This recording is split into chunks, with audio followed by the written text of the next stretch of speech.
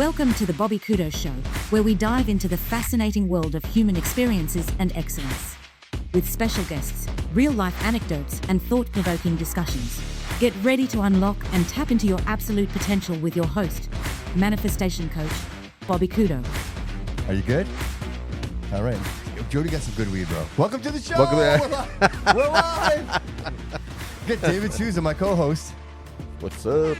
Mr. Aaron Bernardo in the house. What are we doing? And I am your host, Bobby Couto, and welcome to the Bobby Couto Show, episode 1, right? March live cast, episode 1. We haven't done, like, literally, it just took me off my, because I'm like, oh, this is it's probably, been a minute. I thought this was like the third one, but we did 6 in February.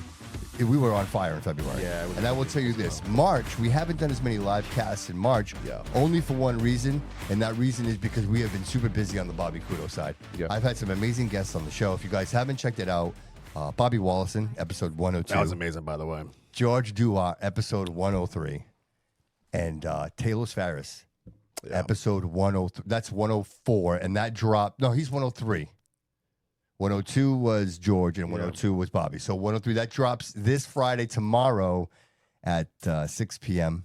Yeah, that's going to be a one. world premiere, and that'll be available. You have to check that out. Dude, Taylor's is an amazing human being. And before anybody actually listens to that, they should actually look into a little bit more, because there's some stuff out there already about him, things that have come forward that can give you at least a little bit of story in the beginning. I'm going to challenge you on that. I'm going to say or watch yours first. I'm going to say go. I'm going to say go listen to the episode. Go watch the episode first, because you're going to learn things about him that he's never talked about publicly before. And I will tell you this, and I had the opportunity to see him at the city council meeting. And I said to him, I said, Taylor, I walked away from our interview different. Like something changed in me, dude. After hearing that journey, what he's conquered, and where he is right now, dude. And you know what, bro?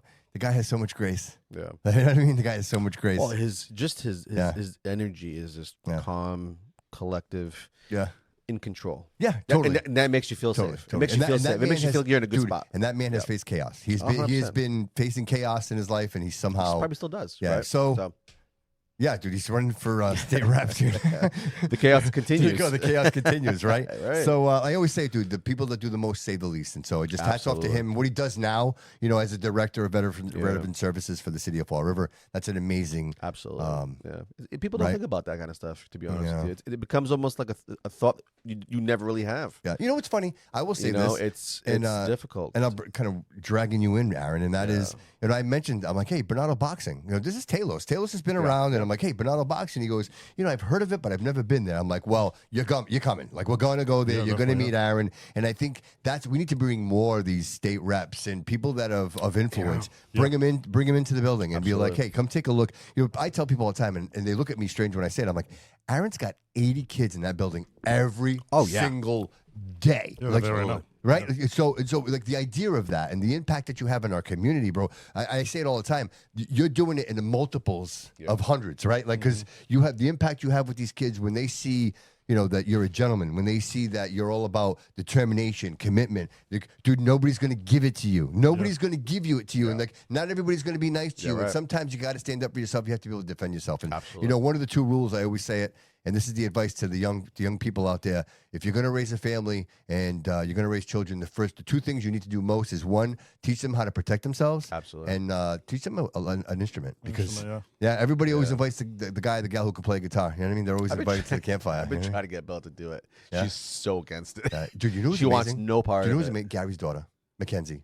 Oh, really? Dude, she's incredible. She's got these little tiny little fingers, and you watch her up and down. Unbelievable. Yeah, they're like sponges at that age. Dude, it's amazing. Wow. Dude, you see it all the time, right? Yeah, you see it all. I mean, you literally see it all the time. And it's funny because, you know, children are normally awkward, right? Kids are, right? They're typically awkward with their bodies. Dude, you watch these kids fight, and you see There's a structure. It's the strike. That, you know what I mean? It's that definition in that. And I guess it's Mm. repetition, bro. Like you. It's just drilling. You know, drillers make killers. You know what I mean? Yeah. And we just wrap it into them, and eventually it all comes to fruition. And then, it's kind of like memory.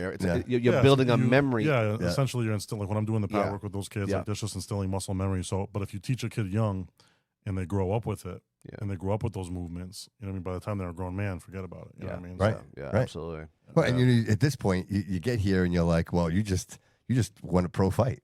You know what I mean? And talk about reps, dude. You know what I'm saying? And you just put in some reps. You know what I'm saying? You know, you put in the reps, you put in the work, dude. And honestly, dude, it's proof positive, right? It's one thing to talk shit. You know what I mean? Seriously, dude, we can all talk shit, but to actually get in the ring and be like, hey.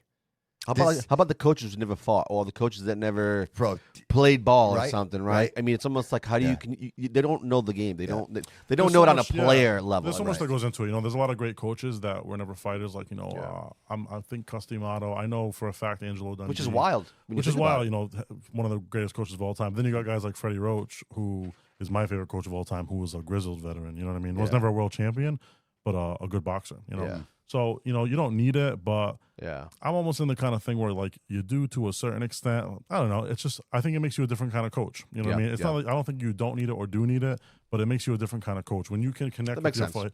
Yeah, when you can connect with your fighters on that level. So the coaches that never done it, they might be screaming at you and doing all these things, but they can't connect with the fighter on that level. They just can't. You know what I mean? Whereas not even just my fight, right? So I did the fight. You know, I won by knockout. Cool. That's fantastic. Whatever.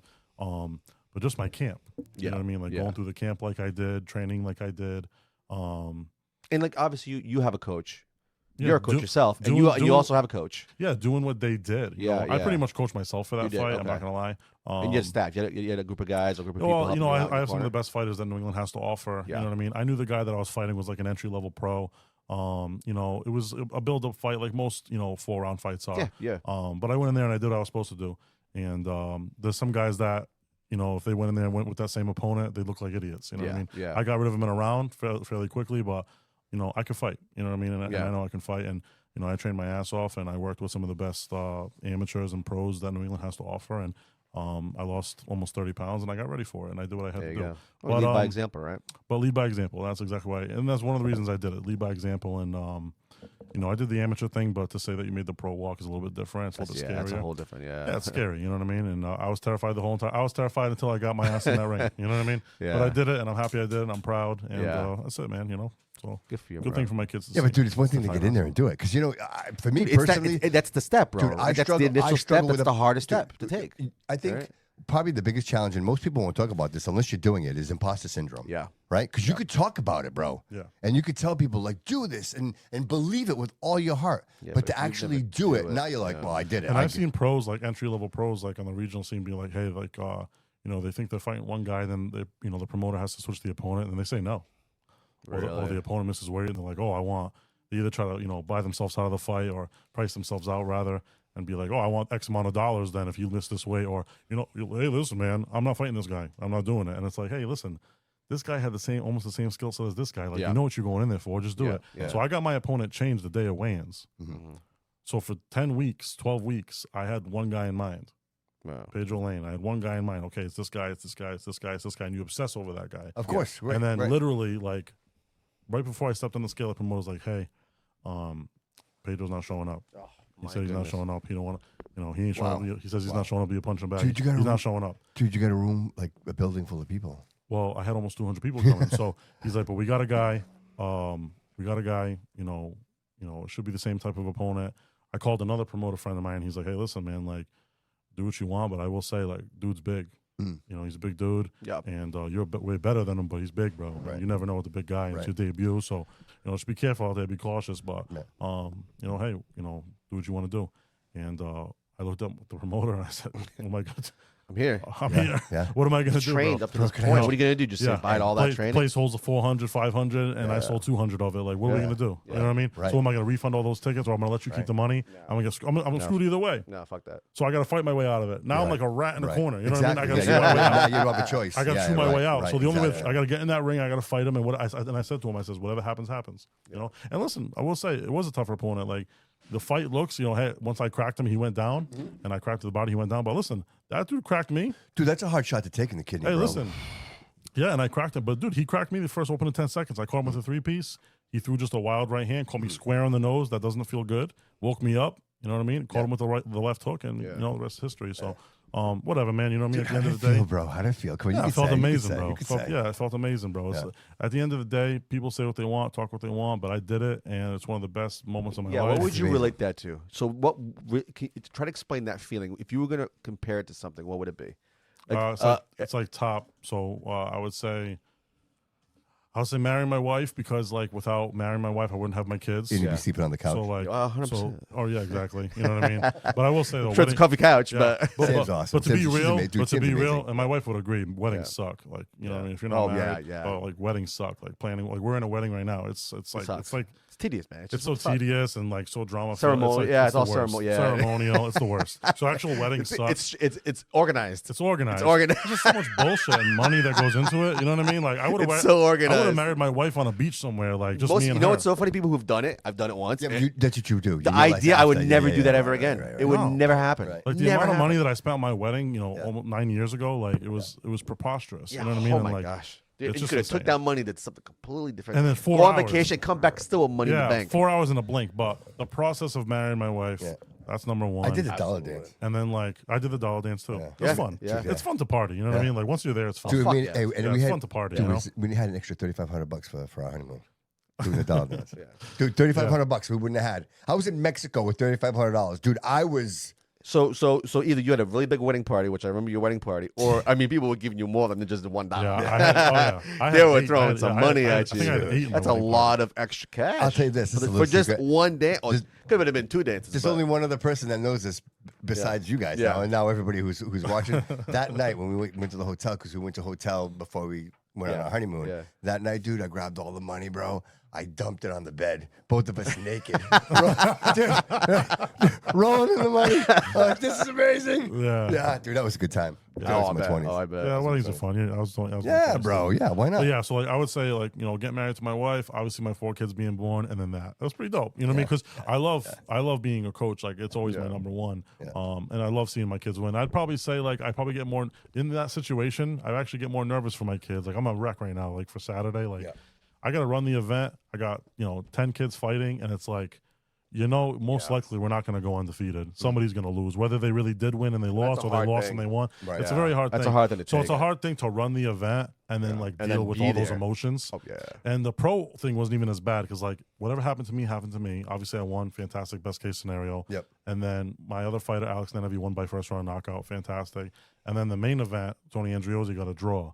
So, like, the night... Dude, that main event was crazy. It was crazy, yeah. It was an unbelievable fight, right? Dude, watching 2 giants literally beat the ever-living... The strength of those fucking... Yes. Yeah, and they're cut, you know what I mean? The endurance, like, dude. The endurance. It was a crazy fight. It was a great fight. And for the New England title. So, the title didn't change hands. It didn't go into any hands. But it was a draw. So, we didn't lose. It was a draw, but... Still, like, bitter at the end of the night. So you deal with those things. So, like, it puts a mark. So, like, when you're trying to run the event and be the promoter and do the promotional aspect and talk to everybody and be cool and be good and run the door and make sure everything's good. But then, like, you got to be coached, too. And then, I'm wrapping hands and I'm cornering. And I might not corner every fight on Saturday just because, like, I'm trying to take a step back and, like, do different things. And, like, I mean, coaching's my passion, but just like it's tough when you're running an event and also dude, everything. Doing everything. You know what I mean? And I kind of did even a step further with my pro fight, obviously fighting. So opening up the card, being the first fight was helpful because I got to go back into coach mode after. But even that, dude, I had family that came from Boston and this place and this place. Dude, you had fighters from everywhere, right? Oh, we had fighters from everywhere. California, right? Albania. Dude, think of the travel. Think about it. They've prepared for this. Bro. They've trained for this for weeks. I mean, usually, how long does a normal? I don't know how. About the 8 verbiage. to 10 weeks. But 8 to 10 weeks. They're training hard every day, all day. It's a lifestyle. The world title fight, the WBA travel. fight, the Jackson Blanco fight. That was like that's incredible. It was a 10-round fight. Yeah. It was like a world championship caliber fight in my ring. Yes. Dejan Gonzalez versus Jackson Blanco. It was one of the best fights New England's probably ever seen. Yep. In my venue, in my ring, in Fall River. It was insane to see. People were just like jaws dropped. I was thoroughly entertained, bro. I enjoyed my night. Yeah, it was a great night. Really good positive reception afterwards. We'll be back. Yeah, we'll definitely be back doing another pro. We'll kind of segue into what we're talking about right now. So let's promote it right now. Let's get it off the ground, which is Saturday, March 28th. Yep. So doors open at what? Doors open at 5 p.m. At 5, 6 p.m. 6 p.m. first bell. Yeah, we're usually pretty on time. If anything, 15 minutes late. But we're actually going to do my old coach, the first guy I ever called coach, Libby Medeiros, just passed away. Is it Libby? Shout out. Libby. Shout out. Yeah, rest in peace, Libby. Yeah, rest in peace, Libby. It was Kyle Cusick's, main coach for majority of his career. And, oh, wow. Yeah, even when I managed Kyle and, trained him for the time that Libby was really sick, Libby was always a voice, call us and talk to us and give me advice, give him advice. So, yeah, rest Well, in he peace, genuinely Libby. loved the sport, and He's an ambassador of the sport. He is, follower of boxing. We're all trying, you know what I mean? We're all trying. We're all trying to be that, that guy, and we're all trying our best. But, Libby was the OG. You know what I mean? He's the OG. He, world championships and, overseas, and he did it all. So, we all looked up to him. We all respected him. Yeah.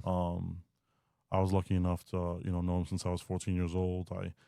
His last 2 fights that he cornered for was Kyle Cusick's pro fight, which he went to. Yep. And Avant Hazard, which was one of his. Oh, wow. So that was that recent for him. Yeah, one of his amateur champions. So the last person he cornered against was me. Wow. Yeah, so I have Chris Rivera, 165 open. He has Avant, and they fought each other. So the last person across the ring, it was unbelievable. It was kind of a crazy thing. But just crazy to think about. But Let me ask you a question real quick. What will you remember most about Libby? About him, he's just a no bullshit kind of guy, but very loyal. And just you really didn't have to worry about him. Like you didn't have to worry if he was gonna, say something behind your back or this or that, or he didn't care about anybody else but him. He didn't care about anything else except what he's doing at the PAL with his guys. If you were one of Libby's guys, you're one of Libby's guys. If you weren't, you weren't. But he was always willing to lend a helping hand to a lot of fighters, officials, even myself. You know what I mean? And I care about the guy a lot. You know what I mean? He was a good guy, and I carried him up my stairs.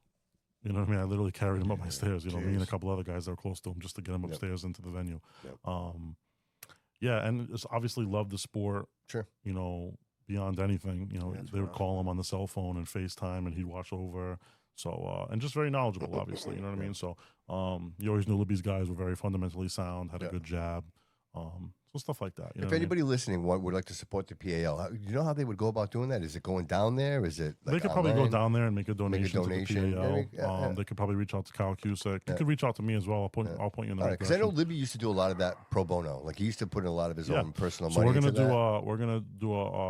We're gonna dedicate some of the show to Libby on Saturday. So we're gonna do the 10 count for him. Kyle's gonna come down. I'm gonna say a few words. Kyle's gonna say a few words. We're gonna present them with a championship belt. That they can hang in the gym or wherever they want. You know what I mean? That's awesome. So just as like a token of our appreciation for everything that he's done.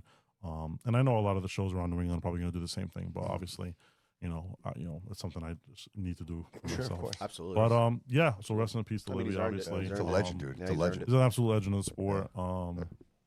Does he have family? Does he have any kids? Kids that he's his son Kenny. Kids, grandchildren. So. So does he have some legacy? Will somebody pick up for him? Do you think? Well, they have Aldo Cruz at the PAL and Kyle. I know they're going to help. Still coach guys over there, and they're still going to compete at the PAL. And, I got to get down there. I got to check that place out. It's real old school. It's been there forever. Yeah, it's been there forever. You know, there's a lot of legacy there. Oddly enough, I own the old CYO building, but I wasn't a CYO kid. I'm a lot young. I'm younger than you guys, so I didn't really go down. Says who? Yeah. But I didn't go down and play CYO ball. What do you know? Yeah. I didn't go down and play CYO ball. You know what I mean? So I did CD Rec. I did some judo with Al Thompson at CD Rec, and then Libby for boxing. You know what I mean? And then I ventured off on my own, did some other things, worked at some other gyms, whatever.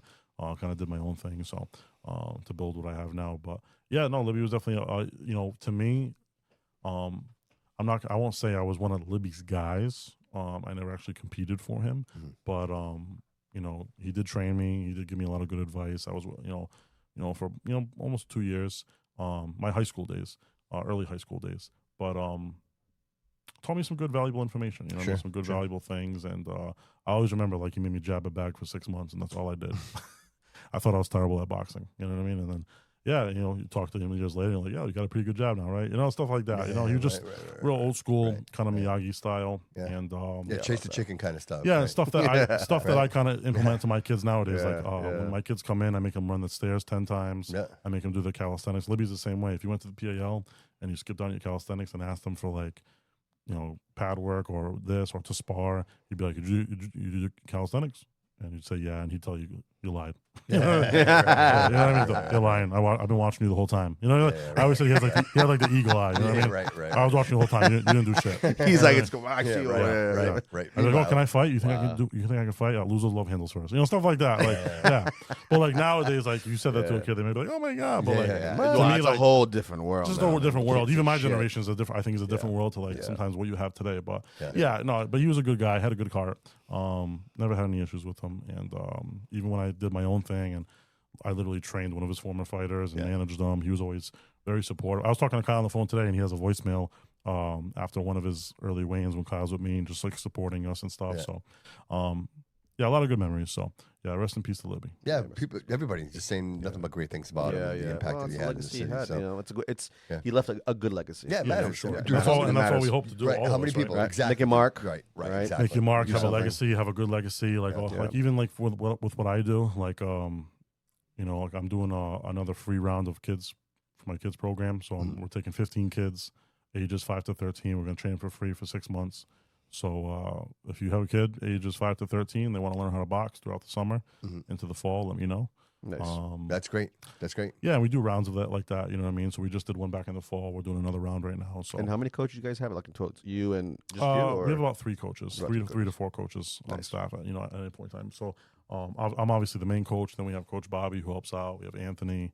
What about girls? Is this? Do you see girls that Roxy Dog Collectibles, Bobby? Right. Roxy Dog Collectibles. Yeah, we'll be fighting Saturday. Yeah, he's one of our featured bouts. Oh, that's amazing. Yeah, we have awesome. girls. Yeah, we have plenty of girls. We have Cece Mendez. Okay. Who has competed before for us. We have a couple of other girls, Paula, and my daughter takes the classes. We have some other little girls that take the class. So yeah, it's. And what if somebody wanted to just come to you guys just for conditioning purposes, never to compete, never do anything? Yeah, 100%. You have that. Yeah, for sure. Yeah, we have training. We have a women's only program. I mean, self-defense as well. I mean, it's a great way to exercise and defend yourself. Yeah, we have a women's only program. They do circuit classes 3 days a week. They do boxing classes twice a week. Women only, so you're only around other girls. And you offer discounts for residents, right? If you're a resident, well, for children, if you're a resident, when we do charge, it's only $20 a month. Right. For 2 to 3 classes a week for the kids program. Perfect. Dude, and you're not just dropping them in a room, but a bunch of like structure. They're going for structure. They're going to learn. Yeah, it's a pretty structured class. Yes. Someone asked, do they have to have any experience boxing? This is the kids. No, not at all. Yep, not at all. We have 3 to 4 coaches on staff. Right now, my youth program is going on. I'm here. I like to be there, but we have 4 coaches there right now, handling all the kids, all the teenagers. Nice. No, yeah. So even if we have 16, like right now, I think we had 20 kids in one class for the little kids. It's split up, so we do small groups for each class. For each coach takes a group of kids. They have them in our lines. Working on footwork and positioning, basic punches. Yeah. We do circuit drills with them. We play a game at the end. So we do a bunch of different stuff. So, no experience needed. Not to talk, I don't know if it's, but like Jordan's kids, right? Jordan's kid, he brought his kids down. He had no idea it existed. And now he flourishes, right? Like They really, they enjoy it. I know he's doing basketball right now, so we got kind of busy, but he's going to come back after the basketball season's over, which should be soon. So we just do what we can for the youth. Like I said, we have like 10 to 12 youth leagues in there, football, baseball, football, basketball, soccer. So if you have a youth league and you want to rent out some space, we offer a really, really cheap rate. So you can come use the court upstairs and rent it out to get some extra practices. Anything for the kids, you know what I mean? And then, like I said, we train adults. Obviously, we have a big fight team, professionals, amateurs. We got 9 guys competing on Saturday just from my gym. So we had 12 and a couple pullouts. Tiny wrestling too. Tiny wrestling too. We had tiny wrestling just recently. Yeah, so we're trying to. We have the event center. So I was so busy I can't even miss that event. That was fun, man. It was really good time. Wanted to go there. That was fun. That was hilarious. Yeah, it was fun. It was like it was a good. You know, it'd be funny if they actually had, one of the tiny people, I guess we want to call it, and then a full-grown ass adult, and have a matchup like that. You ever see those? But usually the adult is a little. One of them was like 4'10". He was basically like right. He was just I think borderline. Is there a limit? He was borderline. That's like the Andre the Giant of tiny people. Yeah, he was big. Because there was one that was 4'1". I get it. He was kind of scary. It's like watching the Wizard of Oz. There's that one tall guy, right? Or the Oompa Loompas. Like, yo, coach, he might beat us up, bro. Don't piss him off. He was legit. So you're gonna hit you low. Yeah, they were really cool to work with, though. I think they're gonna come back in the summer. Yeah. So we'll be doing that again. But I love seeing that shit because you know what it is. It's like it doesn't matter whatever. It doesn't matter. Anybody can do anything. You know what I'm saying? Like that's just the fun of it. Well, I love the idea that it's happening here. It's Yeah, happening at the Bernardo Event Center. You know what I mean? Like it's actually there's a purpose there. There's Everybody's having a good time. Yeah, right. Even the guys, even the guys in the ring. I'll be honest with you, I'm a busy guy. Yeah. I consider myself busy, but I don't know where you find the time, bro. I don't know how you do it, man. Yeah. Between organizing all these events, I know your wife has a big part of that. Yeah. She But does a lot organizing with these me, events too. But you just came off an event, right? We had that big major event that you actually fought in. Yep. And then you're like, hey, Bobby, I got this great idea. And I'm like, all right, buddy, what do you got? And then you mastermind what is now, a 3-event, right? Tournament of Fall River. Tournament of Fall River, which starts with, ironically, the Studio B belt, which we have right here. Go White Shot, the right inaugural there. Studio B belt. The inaugural Studio B belt, and it's my great honor and pleasure to be it's awesome, man. the sponsor for the night. And dude, let me say this, man. I could do this for the rest of my life, dude, and never realize that I'm going to get here, brother. This is pretty just outside of. This is profound, bro, and I'm. Yeah, it's awesome. Yeah, dude. When you call me and ask me, I'm like, dude, of course, absolutely. And the worst thing was like his phone. Something happened to your phone. It was in the middle of it. My phone was so we kind of back and forth. But I'm like, yeah, I want it, and he never got the yes, I want it. So there was like, some time. Bobby doesn't want to do it. Shucks. Right, Oh, but, dude, to have this opportunity, bro, to be a part of this, so and, happy, dude, man. I love, dude. I know I say it all the time, and I'm probably your biggest fan, man. I love what you're doing, You're definitely bro. one of them for sure. And I appreciate it, dude. And I just because I see the impact it has on the community, brother. You know what I mean? Like I think to myself, where can I make the most impact, right? Because we all want to do good, but where can you like do the least, the least amount of energy that's going to give out, right? I love seeing like the youth being taught something. Yeah. I feel like we were given something a little bit better than they had, Yes. and they're not getting what we used to get as like teaching, just basic shit. Yeah. Like learning to get your hands dirty and dusting off a scratch or a bump, whatever. Or just scraping your knee and Scraping getting your knee and getting up and just go play again. And like you don't come back in and you're all scraped up, and then you got to tend to your wounds. And guess what? The next day you're doing that shit all over again. Right. Reopening those damn wounds. There's no grit. To think about a world without smartphones is like so hard to think about. But like even my generation. Yeah. Like I'm 30. I'm gonna be 32, so I'm basically 32. Oh, that's right. I'm 33. So So when I met my wife, right? When I started dating my wife, I had the phone with no internet, no nothing, the keyboard. Right. I got it when I was 16, The almost compact. 17. It was a little compact. Little compact, right? We had minutes on it. You can only talk for a certain amount of time. Right. Texting was you have to pay for it too. So if I sent text messages, my mom would kill me, right? So like, but like that was why me. do we have this thing? So that was me at 16, and somebody looks at me, Aaron's not that old, but like, dude, compared to like you were my daughter, Yes. for example, right? Yeah. Her little cousin has a cell phone. Yes. Full on cell phone, like me, makes TikTok. How old is she? Right. She's like 8. Yeah, so that's but that's the and my evolution daughter's of 8, and she's like, technology. "Daddy, can I have a cell phone?" I'm like, "No.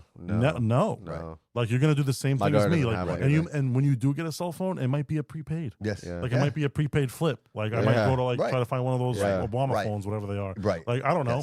Yes. And it's just because, dude, like to remember a time without these things is like impeccable. It's you can't even ancient. like it's ancient. But what an amazing time though. Yeah, but you see it. You know, You see it in your gym. I remember talking to my wife on my mom's house phone, like the landline, for hours, and then her picking up the phone, like, "Get off, it's late." Right? Hey, It's 9 o'clock. that's It's a 9 lost o'clock. memory. Yes. It will never happen That'll never ever happen. Kids again. won't experience that. No. Dude, you know, just it'd be like, wow, was that your mom? No, that's so no, true. like, But it's such a you know? sad thing, and I know Yes. things change, and I'm sure people that were in the 50s and 60s and Yeah. we're saying the same exact thing they were saying about the generations before them or after. Yeah, right? but this is our experience. But this is our experience. this is our But we've made such a jump in technology. In such a More short- than any other in a short amount era. of time, in a short amount of In a time. very short period of time. And to his point, like you say, like a span of 20 years, right? In Yeah. a span of 20 years. How old's Jody? Jody's around my age, right? 27. 20, yeah, right around my age. But like, yeah, even like 10 years. No, I actually grew up with like landline and stuff like Yeah. that. Like I actually hold on, I need to unmute myself.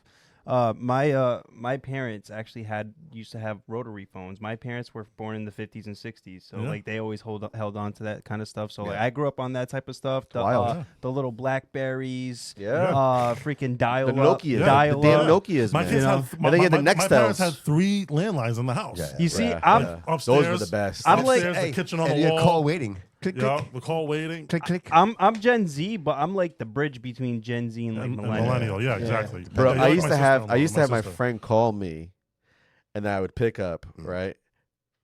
Well, I'm sorry, I let my father pick up first, and then I would tune in on the other line, and then me and him would prank my dad on that same phone call because he had a couple of beers, and when he had a couple of beers, he didn't know who was on the other line, but he will hold a conversation with. Do you remember payphones? Remember, like if you wanted to get somebody miss like a my call dad. collect, you do the Yeah. You'd be like, hey, call me back. Yeah. If you wanted to, like, remember AIM? AIM? Like, you had AIM? I used to message my wife on AIM. You had to find the screening. It was, You remember? Take forever. It was age, sex, location. Yeah. I remember I used to crash my computer with LimeWire all the time. Yeah, LimeWire. LimeWire, bro. It's just like it was a different world. And like, you know what's crazy? LimeWire would be like the black web today. I actually remember, like a dream almost, like vividly. I remember like when it changed. I remember like when you could actually start scrolling.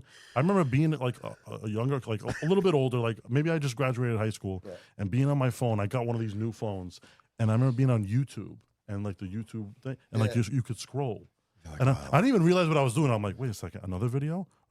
Oh, that's funny. I like that. That's funny. Oh, that's that's cool. it. That's Algorithm. funny. And then I remember, I literally remember like sitting up in my bed and being like, what the fuck? Wow, this is 2 hours just went by. Yeah. What did I just do? I just got fed a bunch of information for 2 hours that I love. Yes. And it wouldn't stop. Right. Yeah. You're like, I'm And smarter 2 for hours it. went by. It's so What addictive. happened? Right. Yeah. It's And it so was like, addictive. I remember like telling my dad, like, yo, Dad, like, you check out the phone, like, the new phones we got, like, did you do the YouTube thing? Like, dude, it was like all like superhero stuff and boxing stuff. It was dope. And like, I remember it happening. Yeah. And then now it's like normal. You know what I mean? Oh, Like, 100%. now you can literally wake up in the morning, you've got nothing to do. You can sit in your bed for like 2 or 3 hours. Easy. And just veg. And just watch. I thought I was the only one. And just get I fed. thought I was the only But one. like, you can get fed. On a day off? Perks are working for yourself, baby. Yeah, that's what I'm saying. On a day that I don't have to go, I'm like, It's damn, crazy. this is Well, like, nice. I'm all caught up. After I dropped the kids It's off at crazy school. how fast technology has just came since freaking the early 1900s. Man. Well, It's crazy, Yeah, honestly. go that And when you do stuff like I do, like my main job now, my life is being a boxing coach and a business owner. Get 'em and off the damn things. Realty, all that stuff like that I do.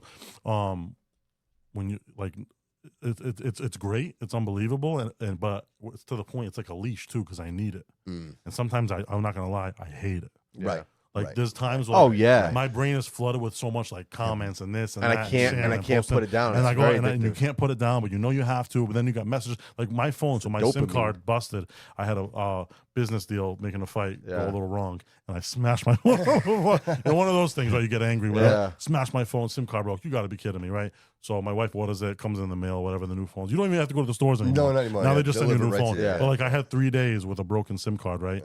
And dude, I know like, it's terrible. I 3 messaging days, with this bro. guy. 3 Hell. days, bro. Yeah, The yeah. amount of messages, phone calls, Facebook messengers that I got, Dude. bro, for 3 days That's a cool away experiment. was insane, bro. That's a cool experiment. You should tell the audience. You should grab your phone one day and say, 200 hey, something, 300 shut something it off. messages, Messages bro. nonstop. shut it off for 3 days. I could back that up. I broke my phone. Yeah. This is my first. This is my like my the second one you one. dropped in the bucket of paint.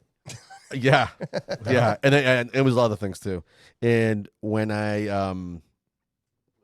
it was shut down for like I had access to my phone for at least 2 days. Yeah. Dude, the anxiety Choice that of I enjoyment. had. The anxiety that 'cause I shit. My wife's know- like, hey, this is kind of nice. I'm like, yeah, it's real nice. I can't Real message nice. anybody and say, hey, my phone's fucked. You know, I'm offline here for Yeah. a couple of days. Call Melissa. I got promoters calling me, matchmakers. Hey, what's up, man? You don't want to do business tomorrow? Hey, man, what's going on? What's up? You don't want this fight? Hey, you don't like this? Hey, what's going on, man? Hey, did I do something to you?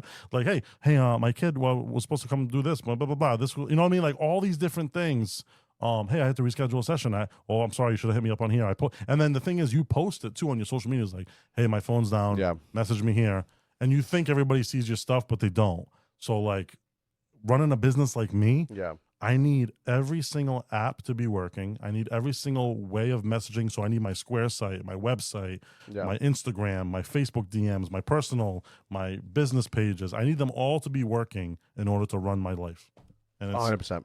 it's exhausting. Yeah, and I'll tell you right now, I was exhausting. out of commission. I didn't know what to do. Yeah, it's exhausting. I didn't know what to do. I didn't know who.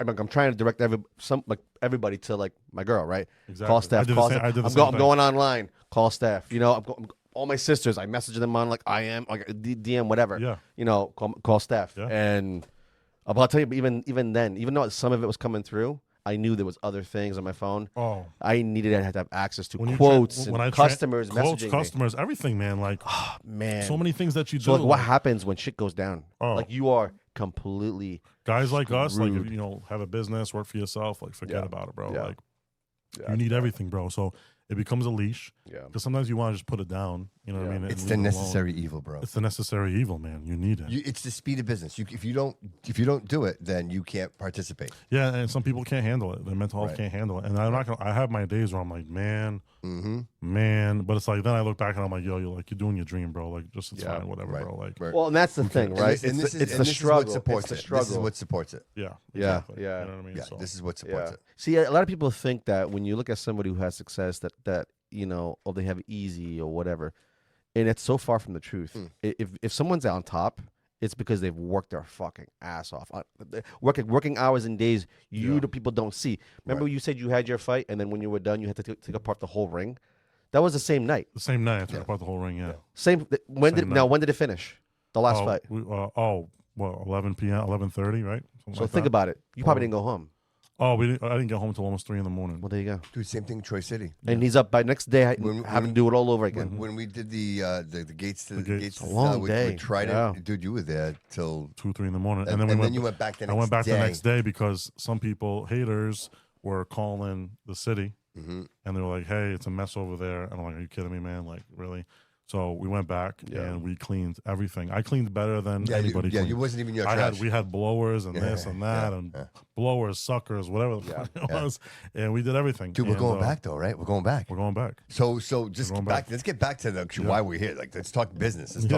Let's talk meat and potatoes. And so, Saturday will be the first of the 3 events. So this is the Studio B Spring Swing Event 1 inaugural, right? Yeah. And so what I want to do to amateur boxing is what I've kind of been doing already. Is I want to kind of give it the flair that some of the pro boxing has, and the following that some of the pro boxing has. So it's a good thing and a bad thing, So when you're amateur, you can have 30 fights and sometimes nobody will know who you are. But when you turn pro, you have your pro debut, and all of a sudden everybody knows who you are, at least locally, right?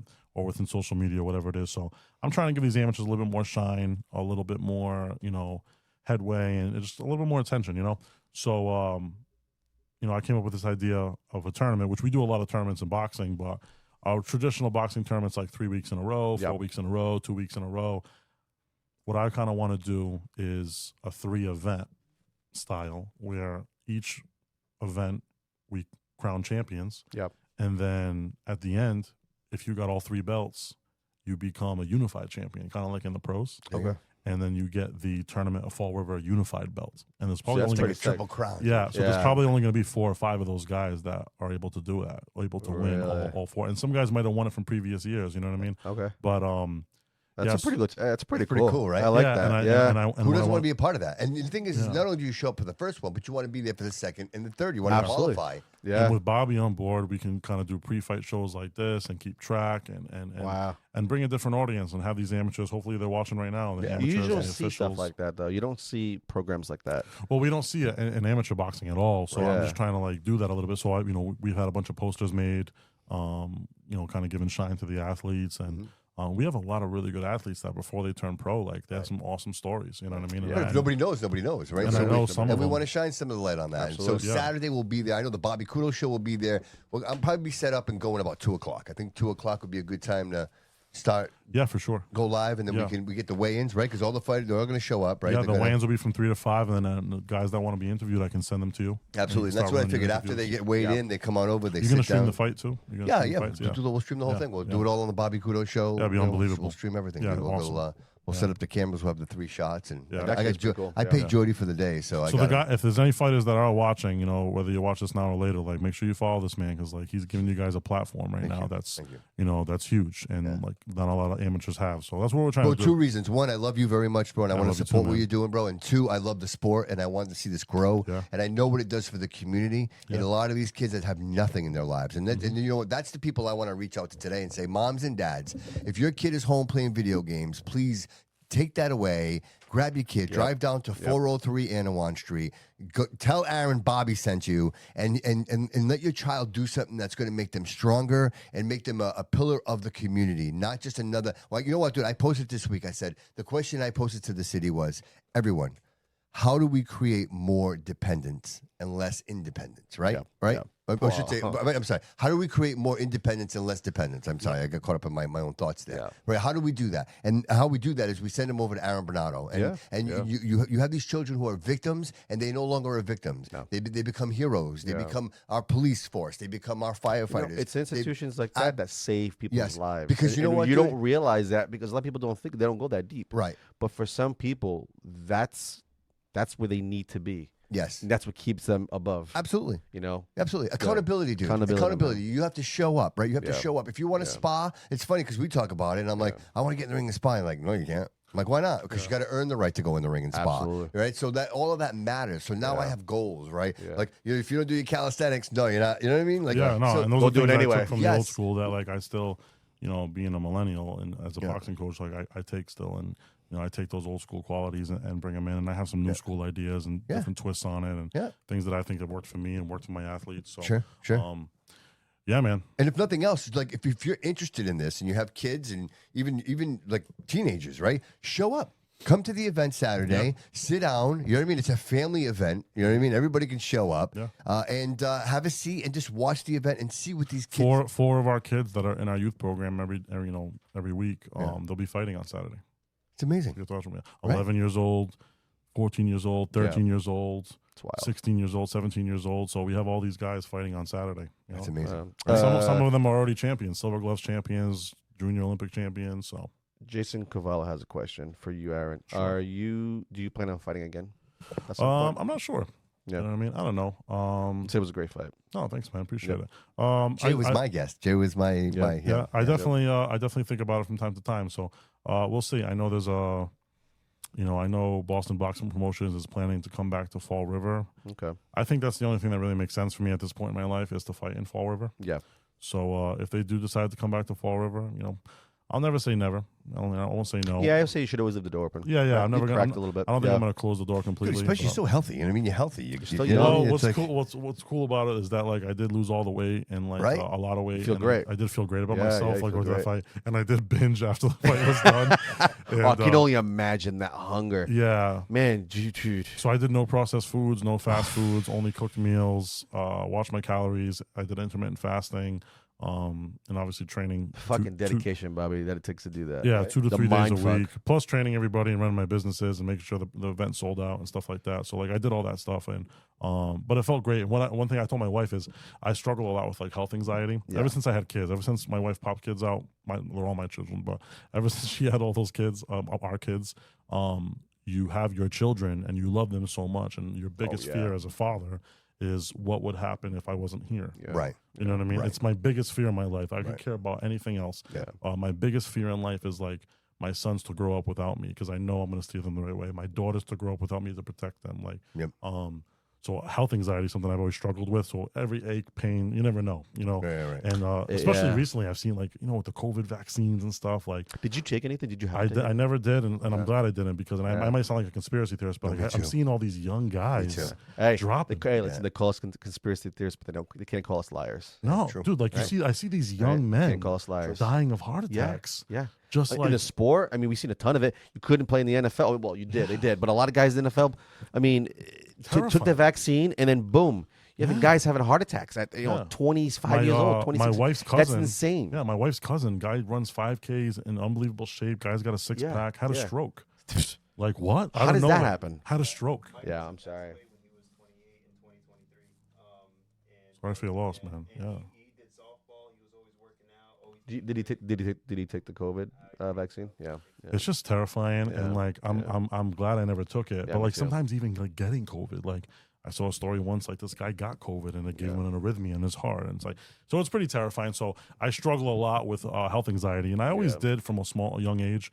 But I think what's funny you said that. I mean, because I felt the same way. Yeah. I've always. But as a young guy with boxing as a young guy. Training myself, training guys, being young, meeting my wife, falling in love with her, like going through all those things. You have all these distractions, right? Yeah. And then when I became like, an adult and bought my first home and had my first child, now you realize like, hey, mom and dad ain't there to save you no more. No more. Like it's just you now. Like the way that you used to Good look luck. at dad is the way your boys and girls, your daughters and sons look at you now. Right. And like that thought is a crazy feeling. Absolutely. And just the feeling of like I might not be here one day, and I know I'm not gonna be here forever, but I always say like I just want to see my kids have kids.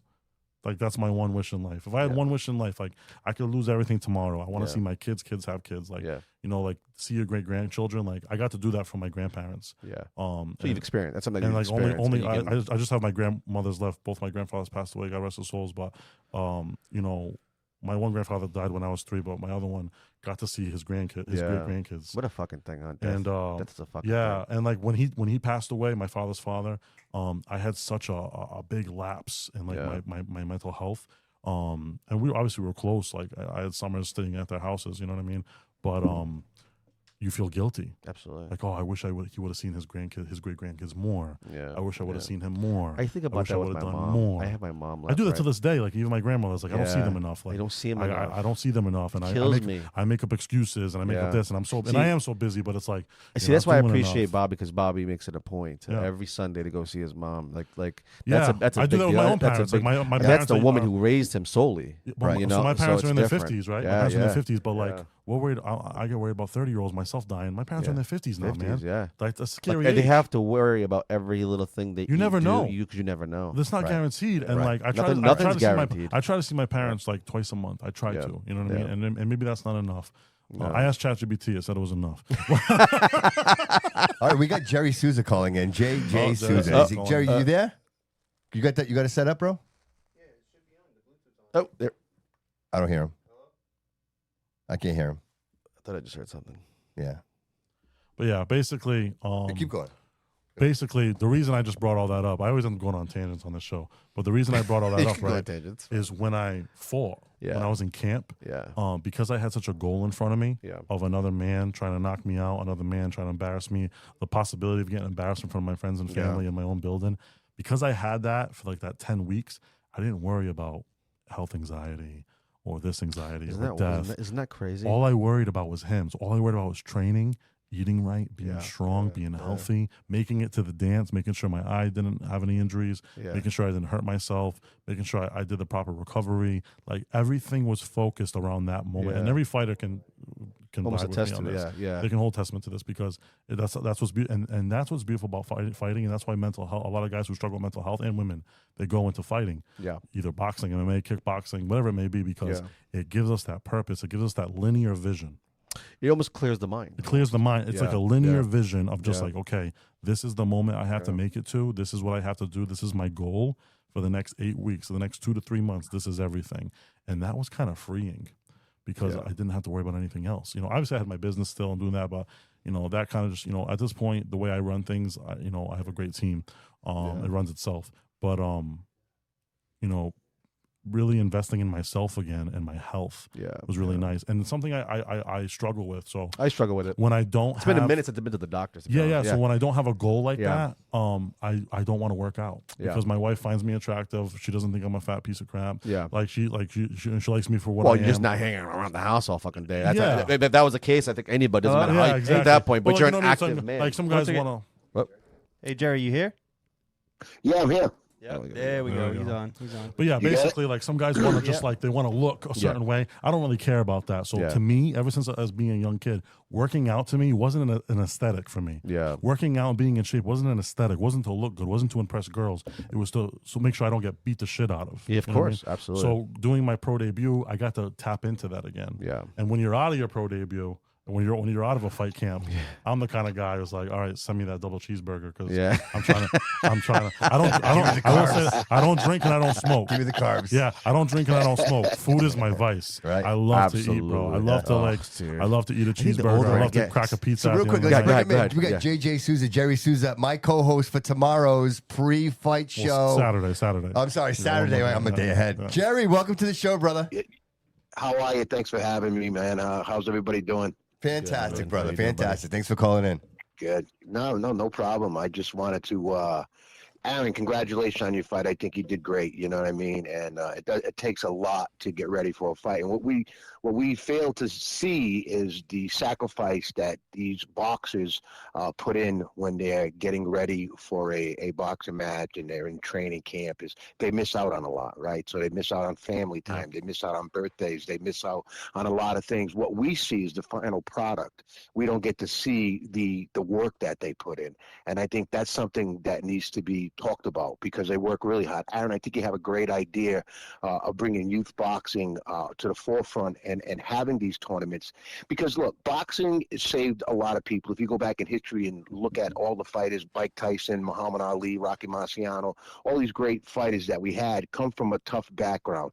And I think when we talk about youth boxing, I think sometimes we miss the opportunity to talk about we don't want to build tough kids to go and beat up other kids. That's not what it's about. It's about building confident kids and holding themselves up high and realizing that they can count on themselves. It's not all about the punches and all that stuff. It's about you can count on yourself, you can believe in yourself, and take care of yourself physically. And emotionally, we talk about mental health. You guys were just talking about it. That's a huge impact in boxing. Huge issue. Jerry, real quick, it helps a lot of kids. Yeah, go ahead. Can I ask you? So it's funny. We were talking the other day, and I said fighters, and you're like, well, I don't typically refer to them as fighters. Can you explain that to me? Because I found that very, very interesting. So there was a USA official, God rest his soul, that I was speaking with, and I was saying fighters too, and he was like, don't call them fighters. I'm like, why? That's what they are. They're boxers. They're athletes. They train. They work hard. They're athletes. That's what they are. You know what I mean? Point. So I kind of look at it that way and refer to them as boxers because fighting is different than a boxer. A boxer is training. He's eating healthy. He's an athlete. He's an athlete that's working really hard. It's not like street fighting. It's totally different. And I think what Aaron's doing and Bernardo's boxing is doing with bringing youth boxing for free is an amazing thing. I think a lot of kids should really take the opportunity on this. Again, we're not building tough kids to be bullies in school, although boxing's going to help bullying. I interviewed a young fighter.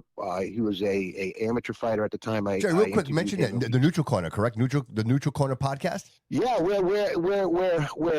looking for a home. We're trying to do things. I like what we do, and I like the idea of talking about amateur fighters and giving them a platform to tell their story and why they got into boxing, why boxing and not football, baseball, basketball, why boxing, and you're going to give them an opportunity to tell their story. And I think their story is important and it needs to be told, and you give them that platform to 100%. Do that. Because as they get older, it's the roadmap, brother. It's the roadmap for others, bro. Absolutely. All roads lead here, right? 100%. That's the same. Absolutely. So what I'm trying to get at is when you're interviewing the young amateur boxers, gives them an opportunity to learn how to interview for a job. It gives them it gives them a lesson on how to public speak. It helps out a lot of ways. When you talk about boxing helps so many aspects of life, how to self-control. Most fighters, when they learn how to box, when boxers learn how to box, you'll never see them in a street fight. You'll never see them in a school fight. Discipline. They're the most respected young people. They're disciplined, right?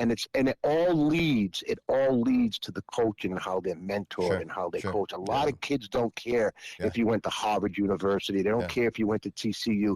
What they care about is that you believe in them and they can trust you, and you build upon that relationship, and that's how you get the best out of them. Oh, 100%. I'm sorry, I'm going on. No, that's okay, Jerry. Real quick, I want to talk about Saturday. Real quick, Saturday is a big day for us, big event. You're going to be sitting in the seat. We're going to be talking about these boxers and their journeys and what they go through. Can you just enlighten us a little bit about the Neutral Corner? What brought you to create that? What's your experience? And I know you want to continue that, and of course I'll just mention it because I want to. And that is Studio B is always available to you, brother. So if you ever want to resurrect and you want to work with that, I'll say it on the air because I mean it. I'd love to work with you when we could do that. But ultimately, if you could just tell the audience what it's about, explain what it's about, and what brought you to this point. So the Neutral Corner, what I wanted to do with the Neutral Corner is talk about boxing, local boxing. Boxing in my family goes back way to the 40s.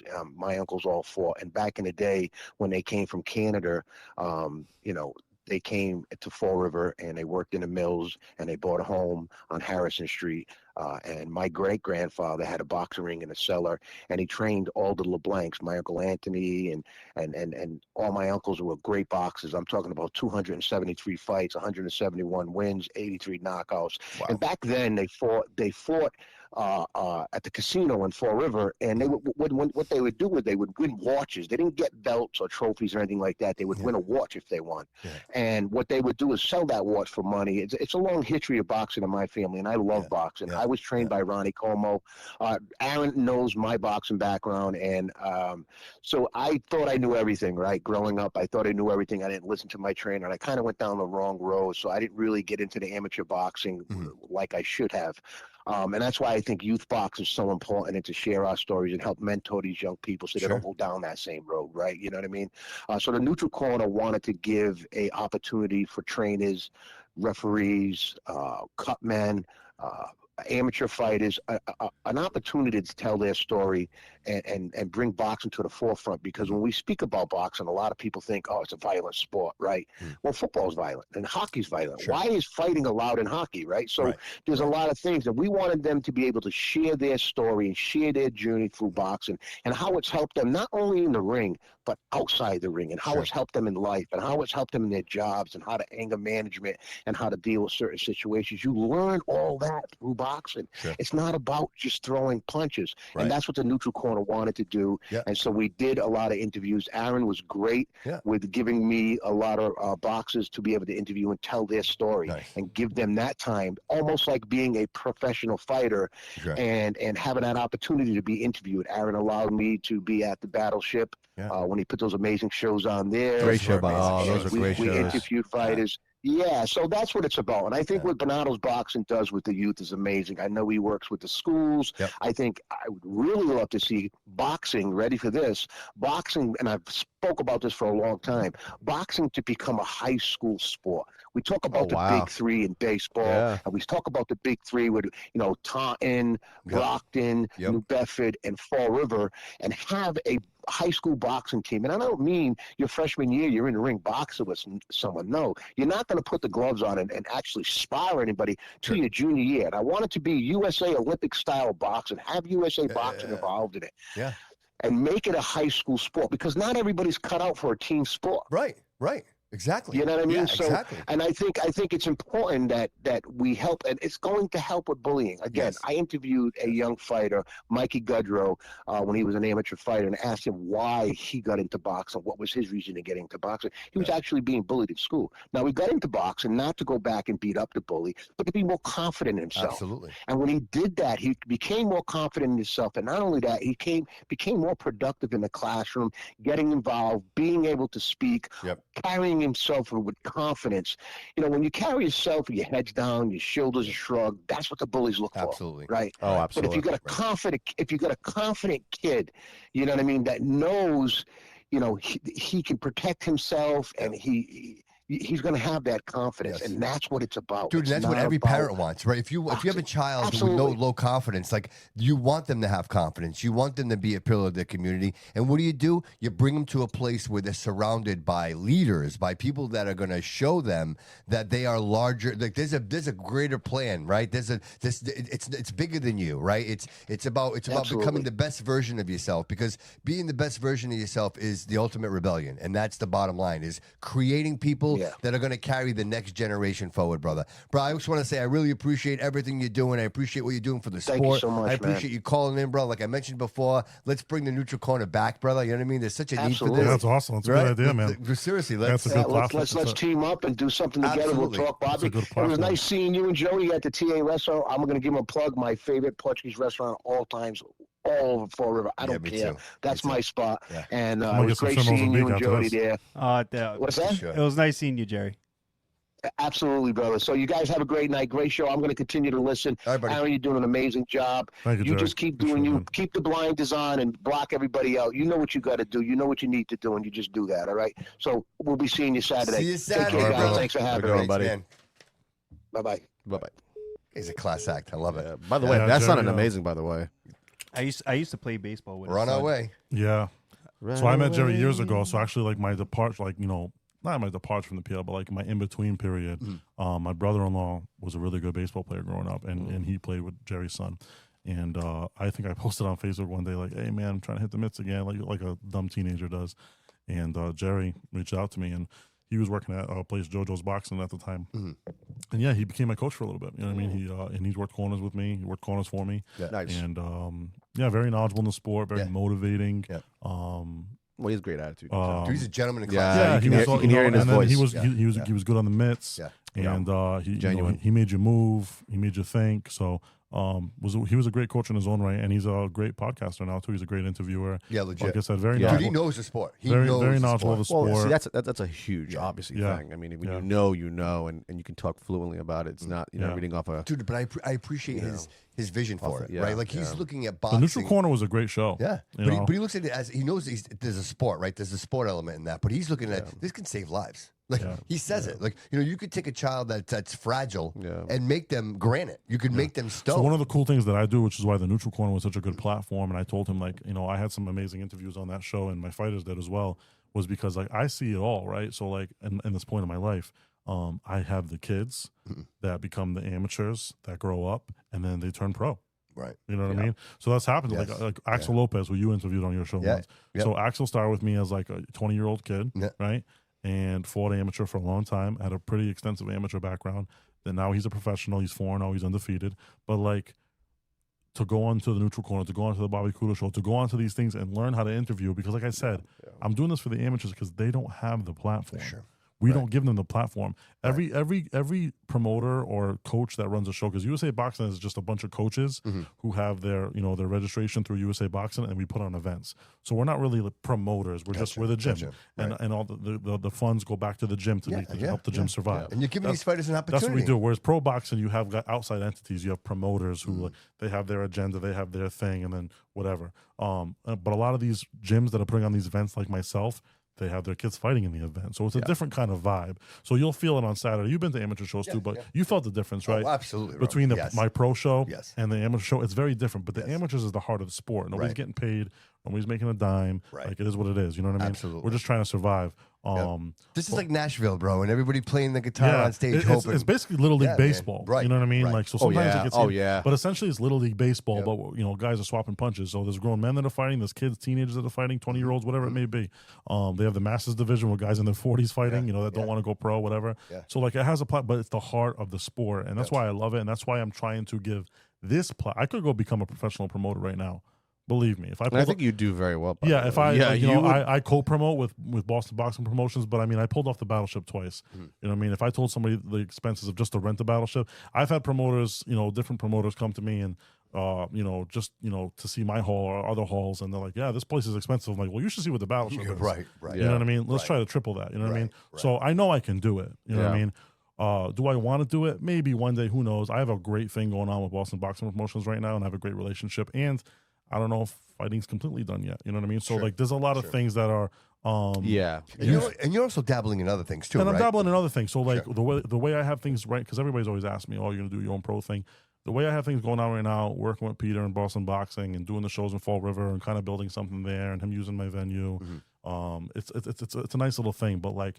I'm really trying to, I'm a big believer of do everything at once, dive into everything, you got one thing, focus on that one thing. So I'm trying to build amateur boxing in my area, and I'm trying to be one of the guys that does amateur boxing shows the best in my area, and I'm already kind of known for that. That's why when I put a registration on the Conquer app, I gotta say that's true. I mean, at the Battleship Cove, I mean, we had what, almost 40 fights that night, or something it was 20 something fights. Was it 20 Yeah, it was 20 right now, which is a huge card. It felt like a lot after the fourth cranberry and vodka, bro.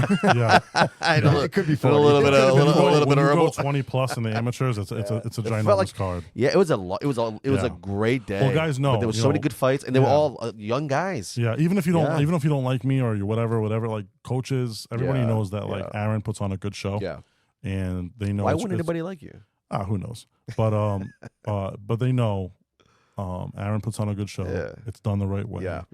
It's run. It really is. It's run really well. Right. Whether it's at his gym, whether it's at a premier venue, it's run really well, and everybody wants to be a part of it. And you tend to have liquor there. I mean, that And some of the events. So right? my big city events that I do, we do liquor because it's such an event like the Battleship. You need it. It's like a night out. My home shows, I usually just do pizza, hot dogs, Gotcha. Regular drink, soda. Just because it's like a little bit more of that family friendly aspect. I got you. I don't really want to push. I don't drink. I don't hate anybody that drinks either, but I don't really push it down people's throats. Yeah. But when you do the gates of the city of Fall River, you gotta have primos there. Yeah. When you do, and they did an amazing job. Yeah. And then when you do pro boxing, it is like an adult event. You know what I mean? You can bring a kid there, but like it's an adult event. Yeah. You gotta have the alcohol. So like I kind of have this down of what I do. But yeah, man. So yeah, like I said, we're trying to give back to amateur boxing. So we can talk. Can we talk about Saturday? Let's go over some of these fights. Yeah, I want to talk about this. Well, what do you want to start? You want to start from number one and work our way up? Yeah. So basically, I just kind of want to review every fight and give these guys their shine. Some of these fighters I'm not as familiar with. So what's cool about this card is we have this new thing called the Conquer app, which as for a matchmaker, it helps a lot. So I have my own databases and books with all these different fighters and coaches that have fought for me in the past. So I have the numbers and I have all the contacts and stuff, but there's this new thing called the Conquer app, which you can connect with fighters all across the U.S. Oh, wow. And they can register for your events if they want to travel. Oh, wow. Yeah. And basically like that just opens up the floodgates. It just opens up the floodgates, and the app helps you matchmake. So sometimes I'm sitting there with a pen and paper. It's like Indeed for boxing, but like it'll help you. It'll match up, like it'll make sure the weights are on point. It'll make sure it'll give you a minimum maximum weight. What a great idea, huh? Yeah, it'll make sure someone solved the problem. Yeah, it'll make sure the ages are on point, so I don't have to call a coach and be like, "How old's your kid? What's the date of birth? All right, let me match it up with my kids." It won't make the match, and it'll tell you like questionable matchup, no kidding, bad matchup, good matchup. That is so cool. Someone solved the problem. So it kind of dummy proofed it. You know what I mean? Crazy. So for the guys who are matchmakers who sometimes get paid for these kind of things, it kind of dummy proofed it a little bit. But you still have to know your fighters, know the coaches. So there's still a human element to it. Yeah. But anyways, that being said, I've had a lot of fighters from New Jersey and New York that are coming down on Saturday, which is pretty cool for Fall River because we get to bring some tourism, you know? Yeah. So Wyatt Ross from Hook and Elite Gym, I believe that's from either New York or New Jersey. I'm not familiar with him at all, but what's cool about this fight, it's in the 80-pound weight class. They fight 1.5 rounds. So it's like, it's the juniors, we call it. How many rounds? 3? 3 rounds. 3 yeah.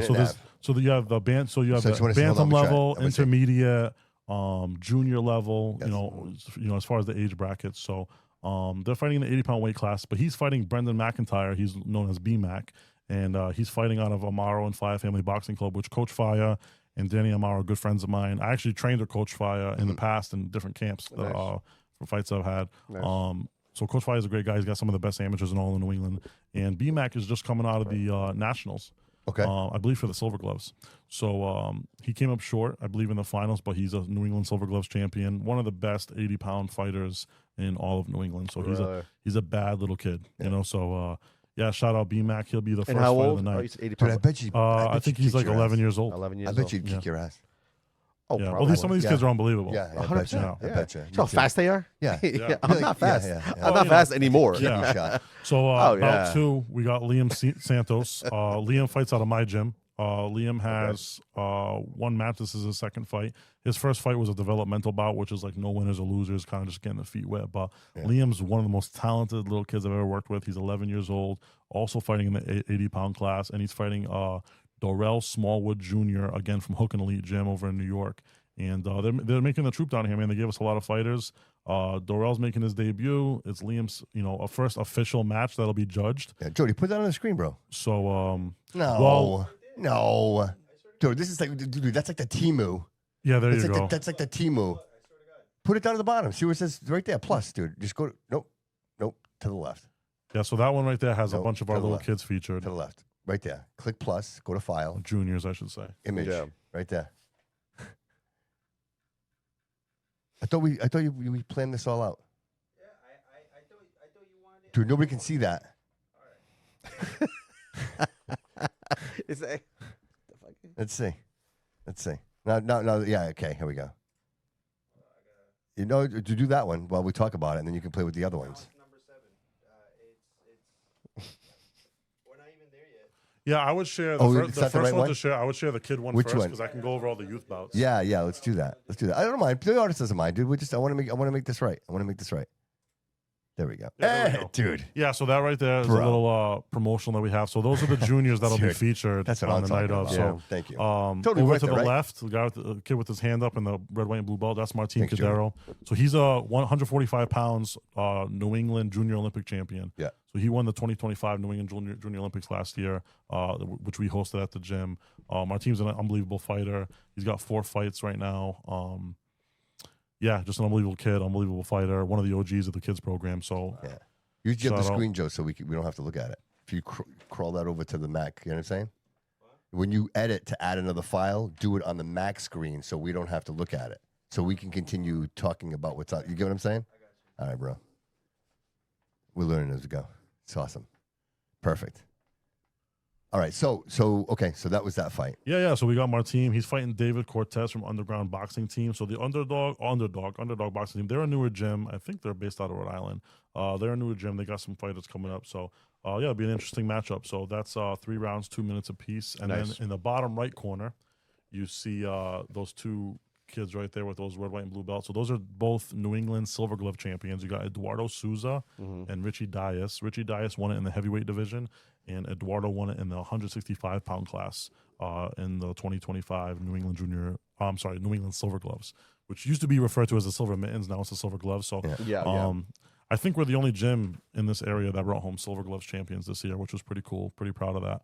And then Liam Santos was in the top right corner, the kid with his hands being raised. Yeah. That's my 11-year-old. So, yeah, all those kids fight in our kids program, and they'll all be fighting on Saturday. And then we have Brian Walker, who's the intermediate class, which is 13, 14 years old. He's fighting at 145 pounds. Again, another kid from New Jersey, William Boyd. Yep. Brian's making his debut. So Brian was supposed to fight in the Silver Gloves, but he didn't have an opponent, so he didn't get to fight that day. But he'll be making his debut on Saturday. Brian's one of the most talented fighters we have. His brother Joel trains with us, and his father actually volunteers coaching with us. He just got his USA Boxing coaching license. Nice. So we'll be seeing a lot more of him now. But and that'll be the 6th. That's the 6th fight of the night. Okay. So those kind of cover the kids program fights. For our young kids, we on fight number 4, we have Mars Tarani, my boy Mars from Albania. His brother Flory is actually a multi-time national champion. He's got over 80 amateur fights. He's an unbelievable athlete. Joe, what's going on, Joe? Is that who we have on the screen now? We don't have one for Mars, but this is the next fight coming up. Okay, all right. But if it doesn't on the screen, just open the screen up. So you know what I'm saying? So yeah, Mars is coming. He's fighting Moises Gonzalez from One Life Boxing, which is an independent gym. So yeah, that's 165 pounds. That'll be an interesting fight. And then Luke Duffy versus Jason Lopes. That's an 18-plus fight, which we call elite in the USA Boxing New England. So Luke Duffy comes from Bangfield Boxing, which is Michael Rodriguez's gym. Really good gym. Got some good up-and-coming talent. He's fighting Jason Lopes from Small Town Boxing. Small Town Boxing is a great little gym as well. Jason Lopes has fought a couple of my fighters. He's actually came up on top against a couple of my guys. So he's a good little fighter. That's going to be a really good match. And then we bring it to the first featured fight of the evening, which is somebody that you're very familiar with, Robert Tebow III. I just refer to him as Bobby. Yep. He's one of my assistant coaches. He helps me run my youth programs, one of the best people I've ever met in my life. He actually won USA Boxing New England Heart of the Year award last year. Oh, wow. In the they did the end of Dude, the he's year got an awards. amazing story. Yeah, he won the Heart of the Year. So if you don't know Bobby's just one of the best guys in the sport. Yeah, sure is. You'll see him in the corner with me sometimes. You'll always see him in the gym with me.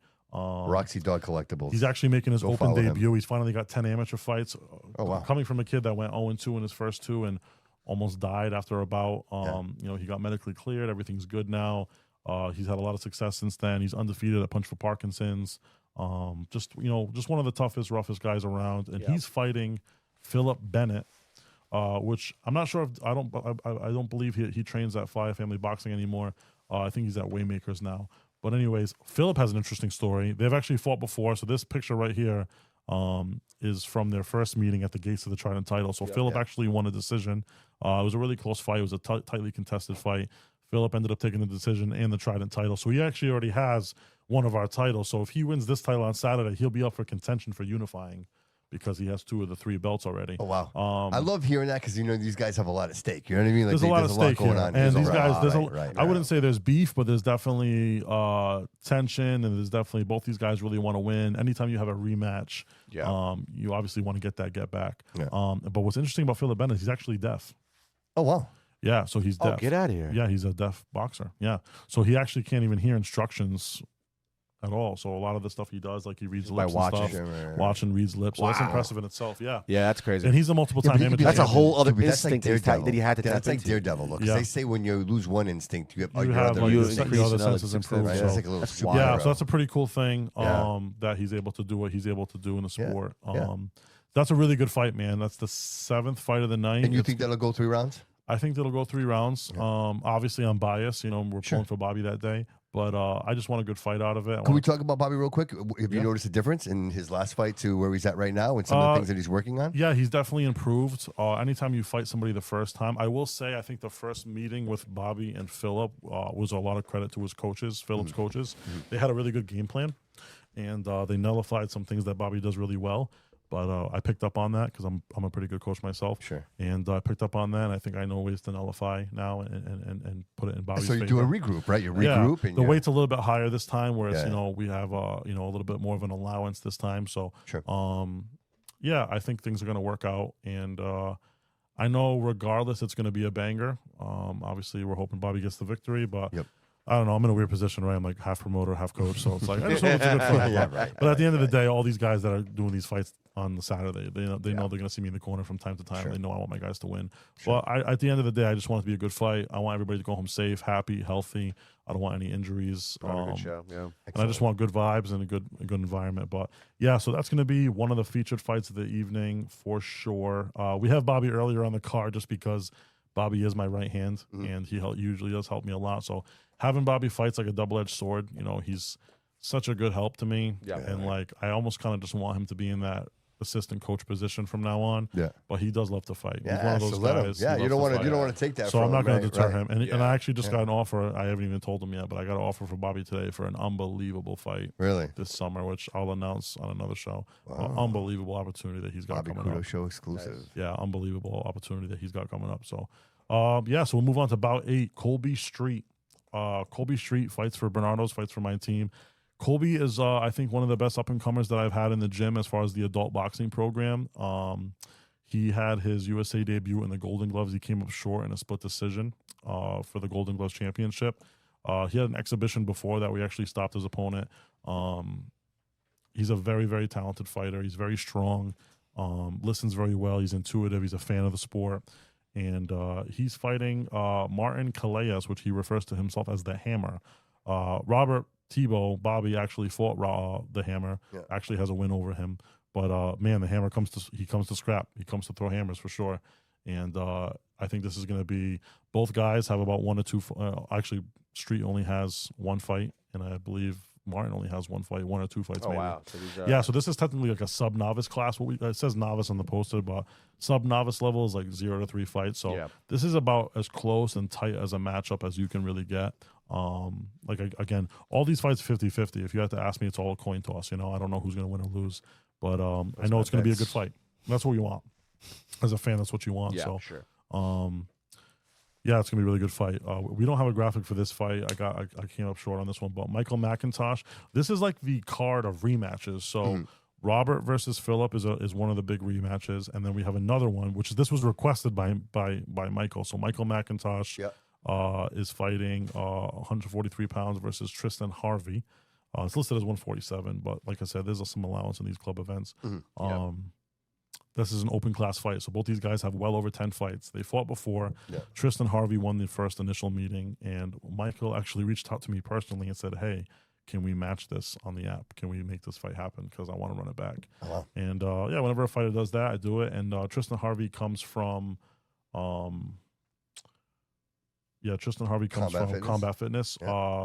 His coach, Anthony Bombara, who's also a good amateur boxer himself, really good coach. They're always willing to take the call. So, they accepted the fight, no problem. The fight was on, then the fight was off, then the fight was back on due to some different issues. Sure. But the fight's on, it's happening. Open class fight, over 10 fights. Smaller guys. It's going to be super, super high stakes, and it's going to be really a highly skilled bout. So I'm really looking forward to that one.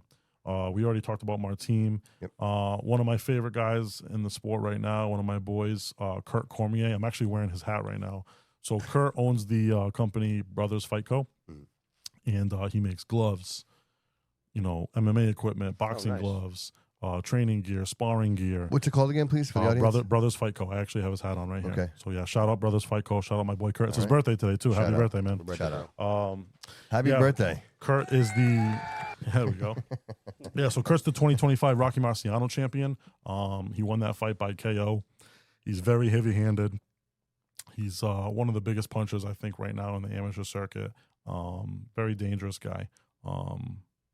Good boxer, new to the sport. Took a big layoff.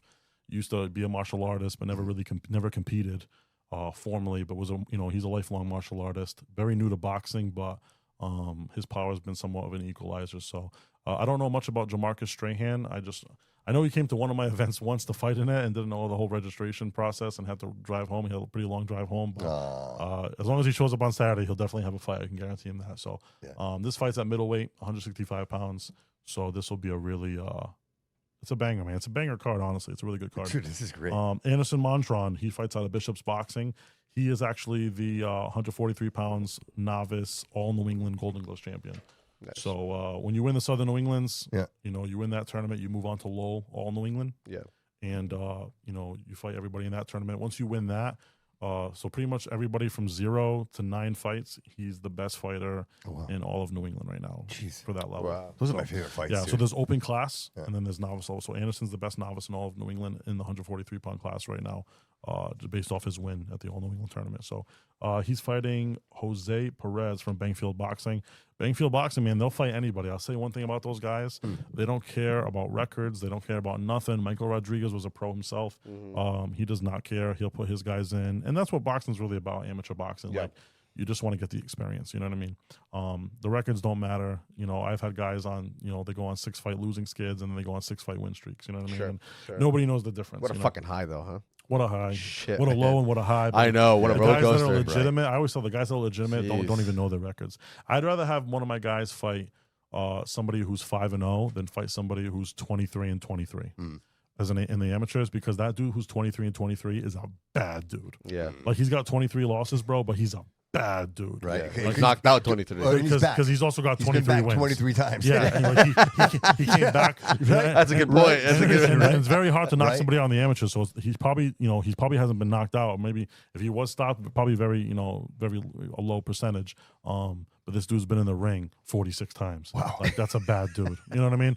And you see that in amateurs. So, and we got some amateurs like that in the card. So, that's that fight right there. Richie Dias, we talked about. He's fighting Jalen Dawson from Box RI. They're a new up-and-coming gym. That's a cool fight because Jalen is 14, Richie's 15. Wow. And they're over 190 pounds. Dude. Yeah, they're big boys. Wow. Yeah, so that's an interesting fight. And Richie is the New England Silver Gloves champion in that division. So technically, Richie's the best in New England at this weight class. Gotcha. But Jalen's a tough cookie. I've seen him in action. I've seen him sparring, so he's a tough cookie, so it should be good. Unfortunately, Jacob Berry just pulled out today against Eduardo Sousa. Eduardo's one of our other New England champions in the Silver Gloves. Very good fighter. I'm hoping to find him a replacement, but if I can't, he'll definitely be on the next card, at least in July. And then Gabriel Giles also lost his match today with Jeremiah Silva. Really nobody's fault. It was just Gabe's opponent pulled out, the week of, so did Jerry's. And we tried to make it work. We tried to make a weight that worked for the both of them. But Gabe fights at 54. Jerry fights at 143. They're both very skilled. We can only make 150. The other camp wasn't really too crazy about that weight, which I totally understand because it's a dangerous fight. So we decided to just scrap it, and hopefully we can get Jerry an opponent at 43. And dude, Bernardo Boxing's representing tomorrow, Saturday. Oh, we're 9 of the fights, bro. Yeah, yeah, it's crazy. That's a big number. I'm happy about it, but I'm also like, why the hell did I do this again? Like, what? Like, because you can't help it. I can't help it. You can't help it. My wife's always like, hey, nature. like, when we run our own shows, maybe you should only put like 1 guy or 2 guys. And I'm like, yeah, but like, this is where we get our guys all their experience. And like, my name is up on that boxing. My name's up there. Yeah, my name's on their shirt, and they want to fight here, and they're comfortable here. So like, I gotta put them on. So like, I'm gonna try something different tomorrow, and you're probably not gonna see me in every corner. I'm probably gonna, not tomorrow, Saturday. But I keep saying tomorrow too. I want it to be tomorrow. I'm gonna try to take some fights off, and for no particular reason, just more so of just my own mental, and just to be able to like prep guys in between. And I know know some of the guys, like this guy right here, Mason Almeida. So Mason's got over 30 amateur fights. He's an 8-time amateur champion. He's one of the most recognized guys in all of New England. Win, lose, whatever it may be, he comes to fight. He fights. And these guys are ripped, dude. Yeah, he's in nasty shape. He fights everybody. Yes. He's won titles at 152 pounds, 154 pounds, 165 pounds, 176. He's won titles at all these different tournaments. Dude, I can't wait to say these names. I'm so excited. Yeah. Which is wild because you're going to be in the ring 16 times. Well, more than that. At least 17 to 18 times. Jose Perez. That's good. That sounds good. How's that? Yeah. I'm telling you, man. So we call Mason Main Event Mace. He's main evented most of the cards that I've done. He actually main evented the Trident title and beat Louis Diaz in that fight to win the Trident title, and then rematched Louis Diaz for the Battle of the Universe Connecticut State title and beat him there too. But he hit a little roadblock against this guy coming up, Nathaniel Pena, who also fights out of Bankfield Boxing. Nathaniel Pena, he actually won the USA Boxing New England Breakout Star of the Year last year. Kind of came out of nowhere. Is there a real photo of him? I know it's like a caricature, but is that like? Dude, So Pena's Pena's picture pretty much looks exactly like them. I've seen him fight, dude. AI kind of morphed Mason's face a little bit. But they're both about that same size, though. They're both big kids. They're both big for the class for 176 pounds. So Pena's fought 2 of my guys. He fought Chris Rivera. He came up short in the decision against Chris, and Chris ended up losing, dropping back down to 65, losing to Avant Hazard from the PAL. So that's also split. So Chris has beat Avant once, Avant beat Chris, and now Pena beat Mason for the New England championship title. So Pena looks like a menace. Yeah, so Pena beat Mason in last year's New England championships by decision, and kind of came out of nowhere, burst on the scene, and actually went out to nationals because of that qualification win. And he actually won a fight out in nationals as well. So he's actually ranked number 9 in the nation right now. This kid, and then like his story's pretty cool. Like he lived in his gym for a long time, just kind of came out of nowhere, kind of broke college kid. He refers to himself as that. I'm not saying that. Yeah, and he beat my guy, you know what I mean? And there's no level, I don't care, you know what I mean? It is what it is. It's part of the sport. It helps us learn. Of course. And well, that's what makes you better, right? A loss here and there. You have to It's necessary. Yeah, and like I said, anything can happen on Saturday. But I think both these guys have the ability to beat each other. I think they're both evenly matched, evenly skilled. They're both around the same age. It's kind of everything you want in an amateur fight. I even had some pros commenting on this poster today saying like what a badass matchup it is. This is the main event. This is the main event. You know what I mean? So things just happen for a reason. Gabe's fight got caught. Main event Mace comes back again. He's going to be the main event once again. 3 rounds, 3 minutes. 3 rounds, 3 minutes apiece. This is open class. Mason has over 30 amateur fights. Pena definitely has less. I think he's probably in like the 15 to 20 range. Okay. But like I said, willing to fight everybody. He actually lost to Chris Rivera at the Fall Over Friday Night, the Boot Bash that I do every year. And then we got offered the fight for the rematch in the Marciano, and they took it again. No kidding. Yeah, Chris couldn't make that card because of a family thing. So the rematch hasn't happened yet. But like they took it again. They don't give a crap. That's awesome. So that's like a dog mentality. Yeah, it really is. And same thing to Mason. You know, Mason lost to this kid, and we could have took an easier fight. You know, what I mean, we could have went after somebody easier or tried to, you know. You can't manufacture wins in the amateurs, but dude, you want to be the best? You want to be the best? Yeah, you got to fight the best. You got to do. Yeah, and there's definitely guys. There's definitely guys who like. Hey, I know I have a better chance of beating this kid than this kid, but like we try not to handpick. We try to fight everybody. Yeah. And Mason's one of those guys. I think he'll be one of the best professional boxers I've ever trained, just because of his extensive amateur experience and his mentality. Like he tells me, he's like, "Hey, coach, like when I turn pro, like I don't want you to protect me. Like I want to be ready to fight for the Mass State title in my debut. Like that's how good I want to be. So if I got to do 60 amateur fights and I got to lose another 20, that's what I got to do. And that's his mentality right now. And that's the mentality you want in a boxer, especially on this level.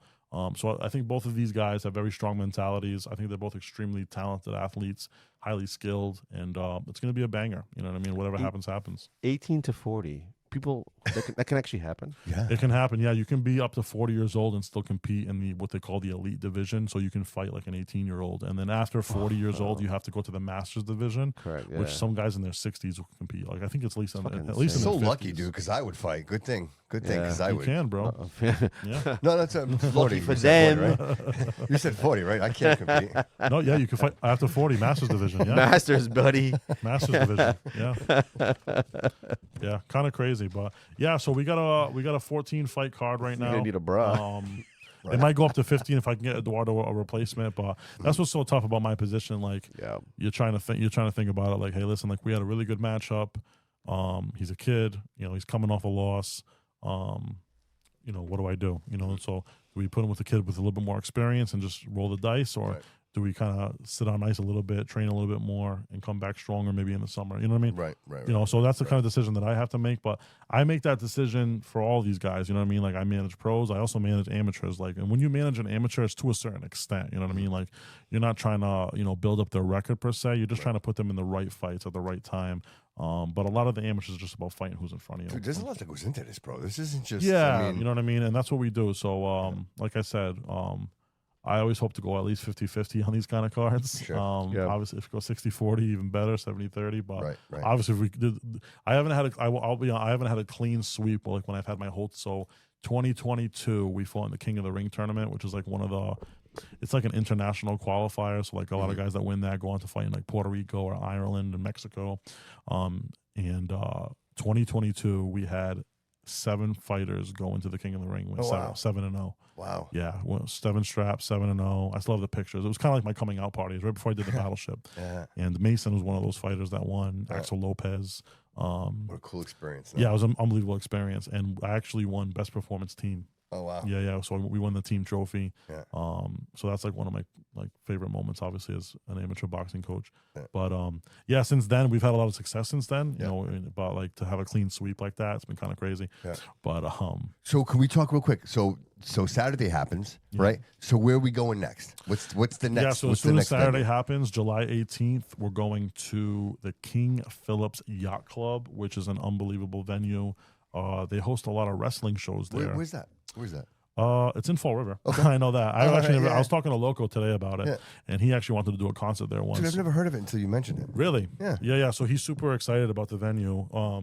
He said it just never transpired, but he's always wanted to go down there too. So, and Loco will be working with us on that too. Great. He'll be either performing and helping out with some vendors and stuff like that. Huh. But they do a lot of wrestling shows there. New World Wrestling, who actually helped me out at the gates. So it actually kind of is all just working out. Mm-hmm. But the guys at the yacht club, they were great to work with. But dude, it's an unbelievable venue. It's on the water. There's yachts literally in the water, boats, jet skis driving around you. They're gonna have the food in the bar, so they're gonna have drinks all night, food great. all night, like really good food too. Dude, where in Fall River is this? Where is it?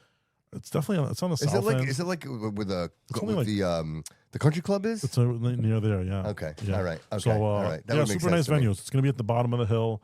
Ring's gonna be set up there. Fighters are gonna have spectacular walkouts, like they're in the WWE. Like they're gonna have the whole walkout sections.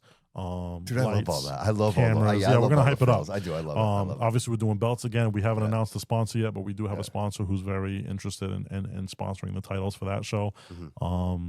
Yeah, man. And then so basically, my plan is the champions of this Saturday will fight the champions of July 18th at the gates. Wow. For the Trident title, dude. Yeah, and ones that have won all of them, I'm leaning more towards the open class champ. Mm-hmm. The open. So if you're an open class fighter and you win multiple titles, we're gonna do about 4 or 5 unified championship belts. So you'll actually get 2 belts, get 2 straps. Yeah, kind of cool.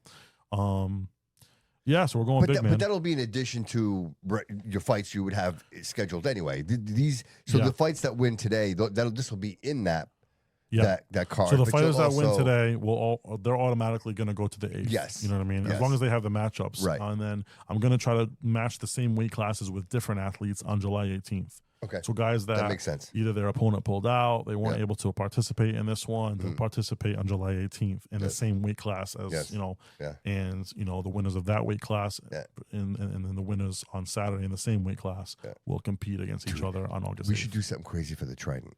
We should do We should do like either a cash purse, dude.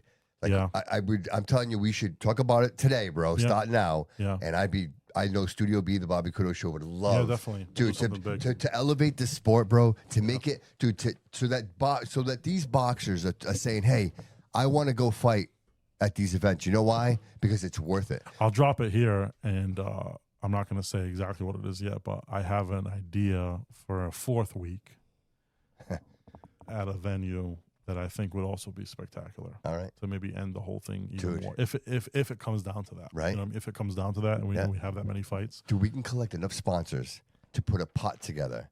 That would be epic. Yeah. Like I'm telling you, because that's how you get Yeah, we fighters could here, bro. donate it to the winning gym, you know. Absolutely, bro. 100%. Absolutely. Yeah, for sure.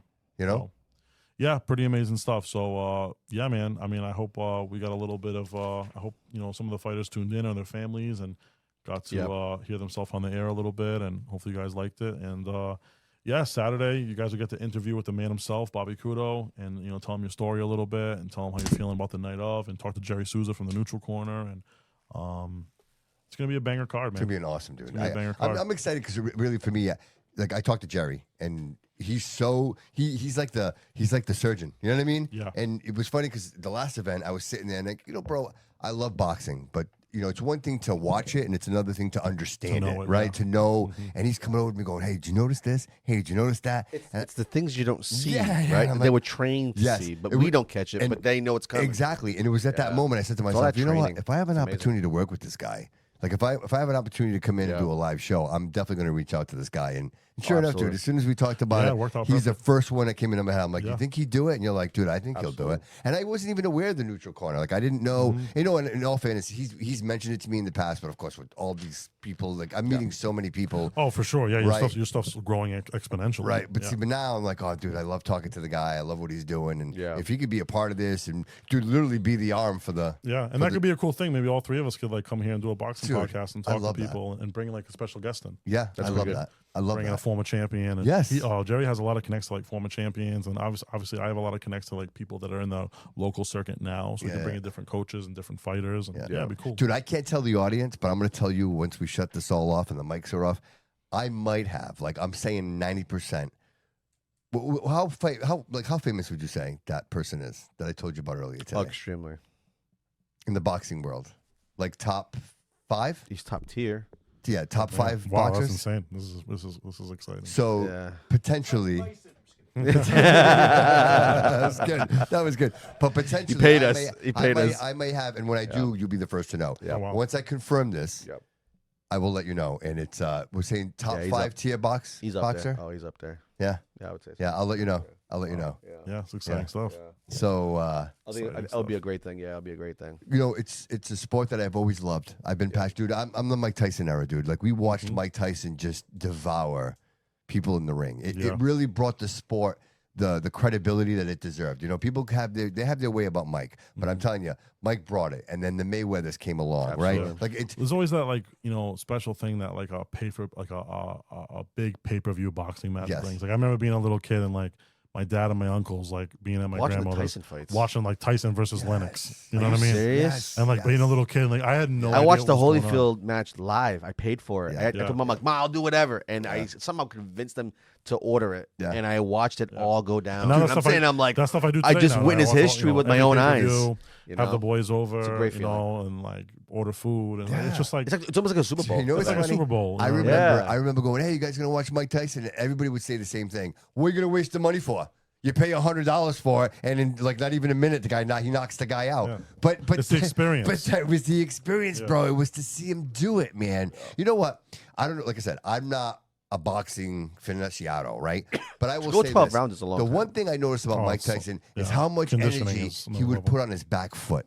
It seemed like every time he had that punch, dude, it came from his back. Am I right in saying that, dude? Well, yeah, a lot of the Well, it power, was his the left power doesn't hook come from the was arms; it comes insane. from the ground up. So it comes from your hips, it comes from Yeah. your legs, it comes from the rotation and the leverage. And Tyson fought like that. You can he see was it. a master of that. And then he worked with Yeah. Cus D'Amato, who's a legendary trainer, and Cus saw his body type and developed a peekaboo style with him, where a lot of head movement, getting under shots. Because he had little legs, dude. He had tiny little legs. Quick hit dude. motion, and like he Well, watched the legs fighters would hold like him Jack down. Dempsey. He watched very small, nimble heavyweights like Marciano, Jack Dempsey, Sonny Liston, smaller heavyweights that were more athletic. And what was interesting about Tyson is he came around in an era where everybody was it was right after Muhammad Ali kind of retired and lost to Larry Holmes, and besides Larry Holmes, everybody was trying to do a Muhammad Ali impersonation. Yeah. You know what I mean? The fighting stances seemed So similar. like James Quake Tillis is like one of the better heavyweights of that era. Like he was trying to fight like Ali. Like all these kind of guys were trying to be with tall, that long. flair. They were trying to all fight like Ali or Larry Holmes and be that guy. And Mike was like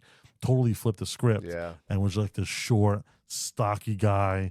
just muscles on top of muscles. Like he looked like a comic book character, but he became he had one. speed Remember like a welterweight. remember the knockout? He had hand speed and foot speed, and like a welterweight, like a middleweight. Yeah. But he fought viciously, and he fought on the inside, and That left he hook broke was guys insane. down. So he kind of flipped the script. Yeah, you know what I mean? And he was very marketable with his voice and the way he spoke and his look. So like he was just like the perfect. And the '80s.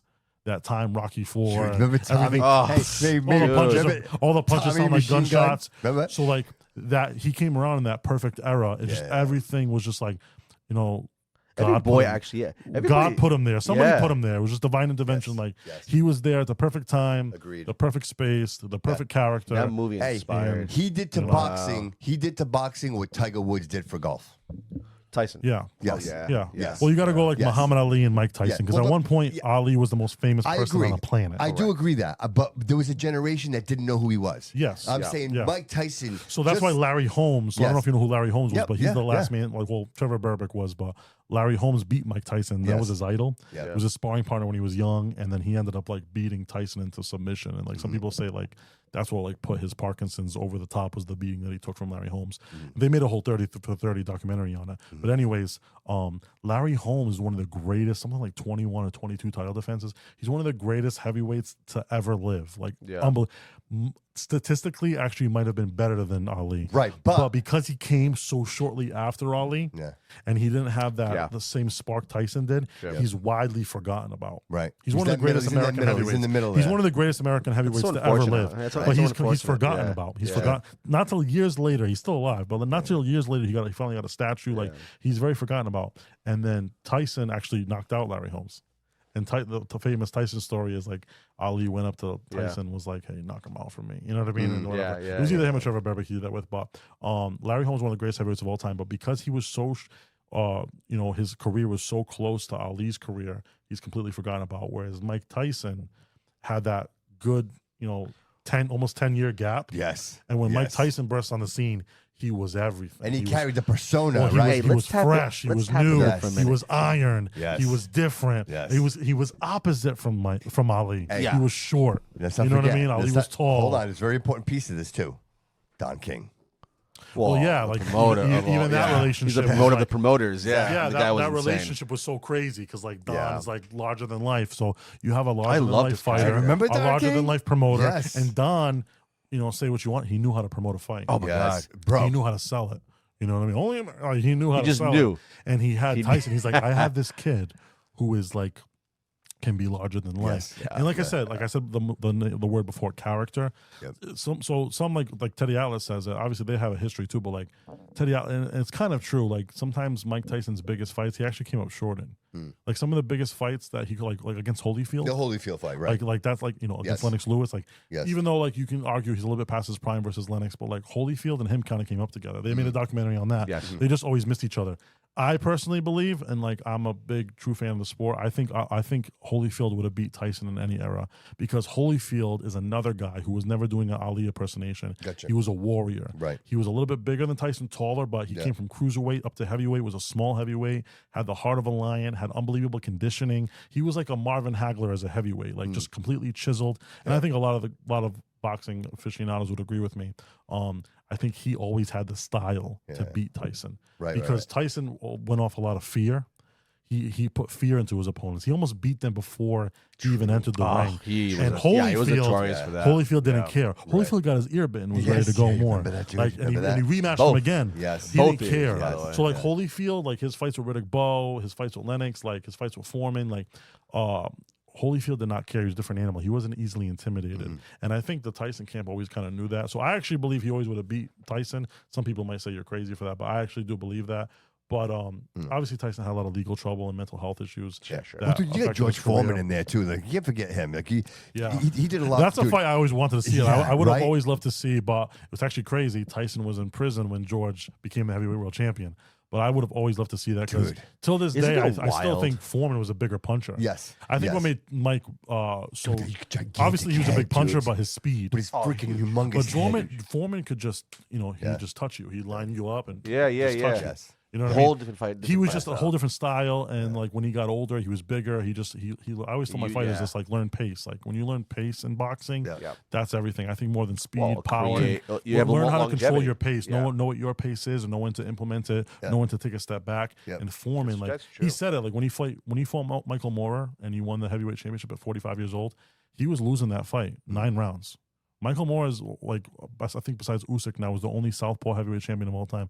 Michael Moorer was dominating him, was beating the crap out of him. And some reporters will still say that George Foreman was like talking crap, but George Foreman said that he was setting him up. He goes, yeah, he was landing combination and he was moving around me, but I would hit him with one, pop. Because I'd line him up, I'd hit him with another one, pop. And he's like, I could see him dwindling. I could see him. I could see him by game. Wow. He's like, and he goes, and I knew like, and he's like, there's a show. It's called Legendary Nights. It used to be on HBO Boxing. You can YouTube it and you can watch it's like a short 30-minute documentary on that fight. It's unbelievable. And George Foreman talks about it. Jim Lampley cries when he talks about it. And he says, I hit him with the body shot just to move him just a little bit, just because I needed him to go this way just a little bit. Wow. You know? Well, because he said crazy, because 20 years prior in Zaire, he was the Michael Moorer, he was the Mike Tyson. When he fought Ali, he was the crude, power punching, dirty fight, dangerous fighter. And Ali was the older legend. You know what I mean? Right. And what did Ali do? He implemented the rope-a-dope. He took a little bit off Foreman's all shot. So it looked like Ali was getting beat up for 7 rounds. And then that 8th round, bam, catches Foreman, knocks him out, greatest of all time. Yeah. Wow. People thought Foreman, people don't even realize, like this generation now, like, people thought Foreman was going to kill Ali. Like, that was like a real thing. Right. Or like, even size, even the size. People think people thought that Foreman and Zaire was going to murder Ali because Ali had some losses at that point. Yeah. Like, you know what I mean? He had tough fights with, like, he beat Jerry Corey, but, like, went the distance with him once, went the distance with Joe Frazier. Joe Frazier beat him once. You know what I mean? Jimmy Ellis. Like, he had these, like, Ken Norton Ken Norton broke his jaw. So Ken Norton broke Ali's jaw in a 15-round fight, which Ali lost. And then Foreman fought Norton and knocked him out in less than a minute. So, like, when everybody thought, when Foreman got the fight with Ali, it was like a foregone conclusion. Like, that's why Ali goes to Don King. He's like, I know you got him picked. I know you got this. That's why they made movies on it. But what's so unbelievable about Foreman is all these years later, 20, 30 years later, so 20 years later, because I think it was like 95, when he fought Michael Moorer, he was the Ali. So he was the larger than life, the George Foreman grill, eating burgers on TV. He was kind of chubby and people he knew how to talk. He was like a fun guy. He became Ali. And what did he use? He knew he had the punch still. He knew he couldn't keep up with the athleticism, but he was able to turn Moorer to control the fight. Stay patient. Lesson learned over the years. He learned that. He learned that lesson. And he held on to that for 20 years. And just adjustment. Dude, some of the best years of boxing. Oldest heavyweight champion of all time. Dude, some of the best years of boxing. So you say that, right? I wanted to talk about Tyson. When Ali fought, when Ali fought, you sound like you're in a phone booth. Foreman. He's like, right? I want to talk to this. How old? I'm sorry. Was it Foreman? Or was it Larry Holmes? When he said I might have payback. That's when Ali fought Larry Holmes. Larry Holmes. Okay, so how far apart when that happened? He said he saw it when he was a kid. So Larry Holmes was an up and coming heavyweight, a young heavyweight, time. and he was actually Muhammad Ali's sparring partner, paid sparring partner. Okay. When he fought Foreman. Okay, gotcha. So like he would pay Larry Holmes to spar with him to prepare for Foreman. So they were friends, and like he looked up to Ali, and then Ali retired. And then Foreman became the heavyweight world champion. He actually beat Ken Norton in a 15-round decision. And Tyson grew up watching all this. Yeah, and exactly. And so then, Holmes was the champion, and then they offered, I think it was like back then it was unbelievable, like $7 million to Ali to come out of retirement to fight Larry Holmes. Back then that's like exponential money. Yeah, so that's a big deal. So Ali couldn't say no. Right. And he's like, you know what? And when you watch the 30 for 30 documentary, it's unbelievable because it wasn't crazy for Ali to say no because Ali lost to Leon Spinks and then came back and beat Leon Spinks in the rematch. Okay. So, like, Ali would gain a lot of weight in between his fights. He liked to eat, too. He would get chubby and stuff, puffy in the face. But then he did what Ali always did. Like, you'd see him in the beginning of camp. He looked fat. He looked out of shape. and he'd get in unbelievable shape. He'd lose all the weight, and then he'd come back and he'd win. Because like he was like and like you hear Mike Tyson talk about Ali, he was like a Tyrannosaurus Rex. He was like a dinosaur. Like he says, like, well, who would win? He goes, Ali would have killed me. He would have destroyed me. Wow. Yeah. Wow. Wow. Tyson says that. Like in my prime, he goes, Ali would have and I believe it too. I believe Ali would have beat Tyson. Because I think Ali fought the greatest punchers in history. Oh, yeah, right. He fought George Foreman, Sonny Liston, and Ernie Shavers. Yeah, I mean, beat all of them. Powerhouses, yeah. Right. Powerhouses. Technique, dude. Technique. Realizing, like some of the biggest punchers of all time. He beat all of them. Even against Larry Holmes, when he was getting pummeled, he didn't go down. He didn't go down. They had to stop the fight. He was on the ropes. He didn't go down. He got knocked down by a left hook from Joe Frazier. Yeah. And got up in 3 seconds. Let's talk about some clowns. Can we talk about clowns? How about clowns of boxing? Any clowns of boxing? People that shouldn't have even competed. You know, I would hate to say. I actually thought you meant clowns. I hate to call anybody a clown that has the balls to step into the sport. Yeah, that's a good way to because approach I that. think no matter what, like even my fight, like not to keep going back to it, but like, dude, like people don't realize that. Like you watch the fight, it's a minute, it goes by so fast. But this dude cracked me in the nose so hard, bro. My nose hurt for a week and a half, bro. Like people don't realize that, bro. You know what I mean? And then like he woke me up. I came at him, and I think when I blitzed him and cracked him, he was like, you know what? I don't want to be here all night. You know what I mean? Fuck this. And that's what happens to those kind of guys. You know, you gotta like kick the door open for them. You know what I mean? But you gotta. It's basically your will versus their will. Absolutely. But in the point of time where he was trying, he fucking cracked me, bro. You've seen it. You've seen it, dude. You know, I was blowing blood clots. So people are like, oh yeah, I say like they just reposted the video and some people talking shit, bro. I was blowing blood clots out of my nose. Right. You know what I mean? Like literally in the shower, blood. I don't get profuse. I was blowing blood clots out of my nose like when I was a kid, bro. From that one shot. Listen, from a 280-pound man, 6'5", bro, with a 10-ounce glove on, you go take that shot, bro. So you have to give respect to the guys that are entering the ring. Okay. On any level. With that said, obviously there's levels to boxing, there's levels to the sport. Sure. Even Jake Paul, bro. Like I'm not a huge hater on him, bro. I was kind of hoping you were going to go there. Yeah, I know. I know that's what you were leaning towards, bro. But I'm not gonna lie, bro. Like, and I'm a boxing purist, bro. But I think people, I think people hate on him a little bit too much. I get it. Like what he's doing is very showy, like the Aiden Ross stuff. Like I get it. Isn't that what we want? But there's a market for it, and it's entertainment. But that's what we want. And at the end of the day, boxing was entertainment for the normal guy. And at the end of the day, bro, Jake is fighting like he's bringing back the sport almost a little bit. He's fighting real dudes, bro. Listen, I don't care what anybody says. Like, if you took like my fight, right, entry level fight, whatever. Oh yeah, whatever. Taxi cab drivers, they suck, whatever. Okay, cool. It's either that or these MMA fighters who aren't making enough in MMA and go to boxing, right? And they're not skilled enough in boxing. So you got a kid who's been boxing since he was 8, and then another guy who just started boxing a year ago. Like, what do you think is going to happen? You know what I mean? But put him on the jiu-jitsu mat, the MMA guy will choke him out in a second. You know what I mean? So you get those kind of fights. So you got these guys who are 10-0, 20-0, 19-0, 15-0, fighting these like MMA guys who probably shouldn't be boxing, and they're knocking these guys out, and everybody's like on the local circuit, right? And other people on local circuit are going like this. Yeah, man, he's nasty, bro. He was a nationally ranked amateur, but he just fought an MMA guy. Sounds good, cool. He was a nationally ranked amateur, but for some reason, as a pro, he's fighting a guy who's a 0-10 record. You know what I mean? Cool. Oh, his first 10 fights, the combined record of his opponents are 1-22. Yeah, exactly, dude. But on the local circuit, we're giving those guys props, and I'm not hating on those guys. Me saying that. Because that's what you do. That's the business of boxing. Professional boxing is a business. There's a way to manage a fighter, right? You want to keep him in the limelight, keep him in the winning, play it safe. I get it, bro. But then there comes to a point where you got to fight. Well, what Jake Paul did was fight MMA fighters, but he didn't just fight MMA fighters. He fought MMA former world champions. Yeah. Like he fought Anderson Silva. Yeah, these weren't guys that we just didn't know. He fought Anderson Silva. He fought Nate Diaz. He fought Tyron Woodley. But they're former. He fought Conor McGregor. Can I say something? He didn't fight Conor McGregor. Oh no, I'm sorry. That was Mayweather. I'm sorry. That was Mayweather. Yeah. But he fought former mixed martial arts world champions. Right. Some of them strikers, considered elite striker. Anderson Silva is considered one of the greatest of all time. I'm not arguing that. Here's my argument. Don't you think it's a little jackassy? Like he's doing it like Jack. You know what Jack? Yeah, but at the level he's at, he's at, if you compare it to the local scene, it makes sense. It's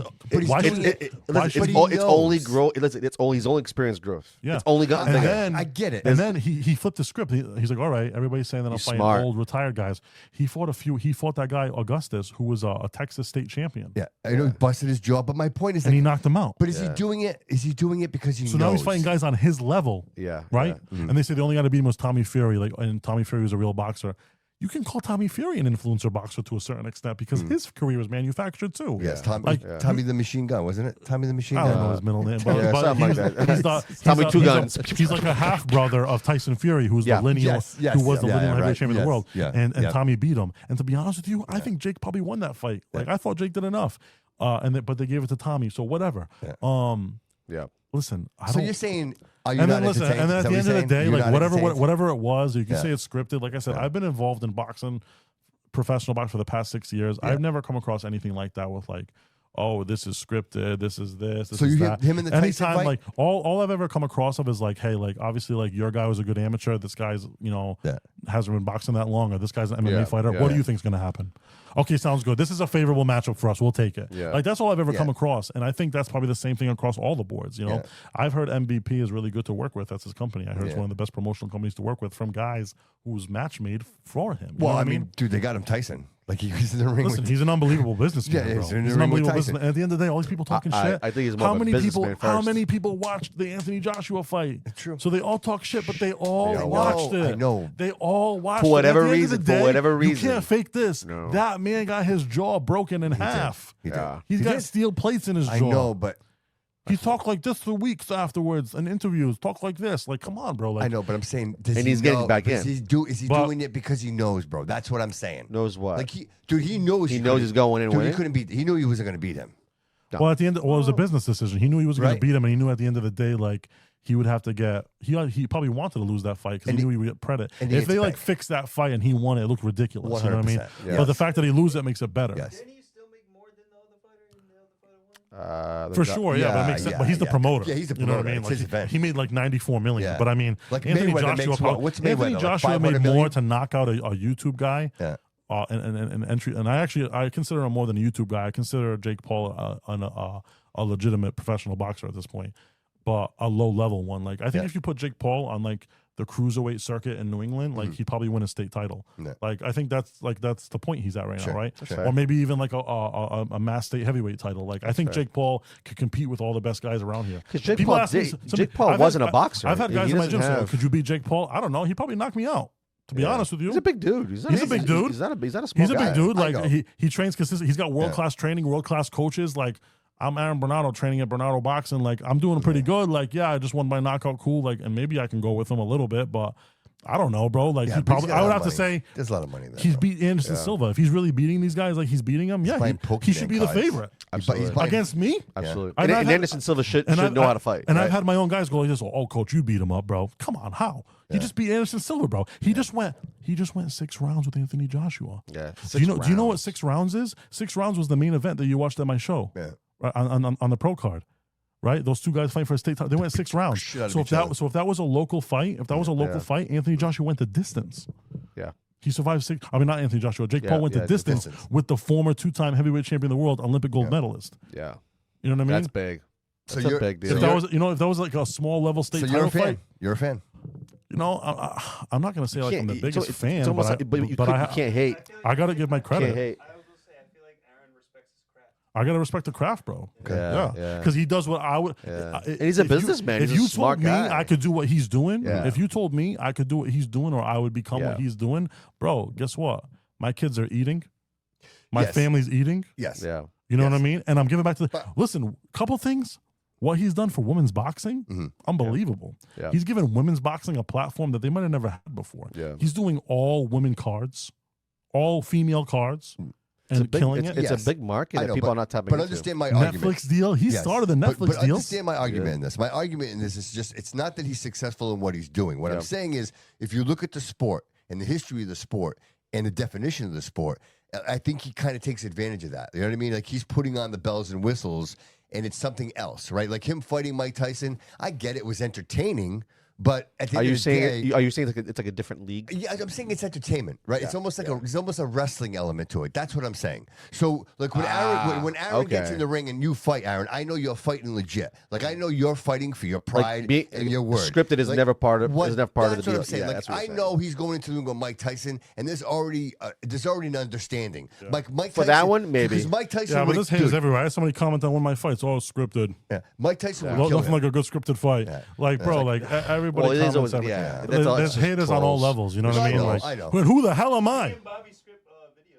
Yeah, but who the hell am I? So somebody's like, oh yeah, he's fighting bums. Yeah. Who the hell am I, bro? Yeah. And you got haters rolling up on that. So imagine what Jake Paul deals with. So No, I know. I give I him know. a lot of credit. But you get what And the I'm people saying, who though. hate But you- usually would never step in the ring to begin with. But do you understand where I'm coming from? That's the crazy Do you part. understand where I I'm understand. coming I don't understand. Listen, I say he's a there's a- businessman. Yes. He's a businessman. He's a businessman. There's a Yes. market for it. Agreed. You And have he to took advantage of You it. have to respect him stepping Yeah, I into do. the ring. You have to respect do. him taking punches from these guys. I do. And but you cannot compare him to the greats of the past. Agreed. That's where I'm at. Okay. He can't be in that. Same I will say. conversation. I'll say this.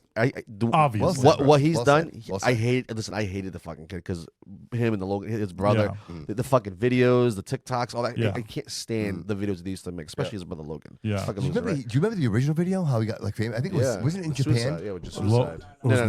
That was Logan. So at first they used to be, it's before TikTok. Yeah. Vine. Yeah. They used to be Viners. Yeah, do it for the Vine. Yeah, we know. We had Vine. Yeah. We know what Vine is. I'm not that old, bro. Jesus Christ. The Suicide Yeah. Force, yeah. Yeah. And that kind of ruined him for a while. And then Jake Paul was on Disney Channel at one point from all the success from Vine and YouTube. Yeah. He was on that show, but then got fired from Disney because his videos started getting like raucous and like Yeah. he had like he even had like legal trouble. How crazy yeah. he was doing! He was like running so crazy, like such a muck in his neighborhoods and stuff. Yeah. He was actually having like They were outs- kind out- of like the first. yeah, he was They were the having like first the out, he was having influencers. outs with law enforcement. Like that's how bad it was getting. So then Yeah. Disney was like, "We're firing you." But he's like, "I don't give a shit because Yeah. I got a bigger platform." Like Joe Rogan, like he says it all the time. Like, Yeah. Best thing that ever happened Like to me. look what best thing that ever happened. Like Yeah. he's like to not be in commercial, like to not be in a Yeah. real studio to do this because look what Yeah. I'm able to do. Right. They've been You know around what I mean? a long time. Yeah. They've been Yeah. around a long time. Yeah, you know But what I mean? at least with Jake Paul, like I said, I watched his fights to watch him lose, right? And I think so many did, Exactly. right? Well, that but was now, Mayweather's thing for but now I years. watch to actually see him win because you see the progression that he's done, right? He started off with maybe some questionable in the Yeah. beginning. His jaw. Did you see that? It's not questionable anymore. Yeah, People it's forget, not people questionable. forget, How do you like, question when that? Floyd Mayweather was at his best, Yeah. like when he went, when he became Money Mayweather, Yeah. he would be like, "My name is Floyd Mayweather," Weather. and he would Yeah, just throw money, and like he would take $100 bills and burn them.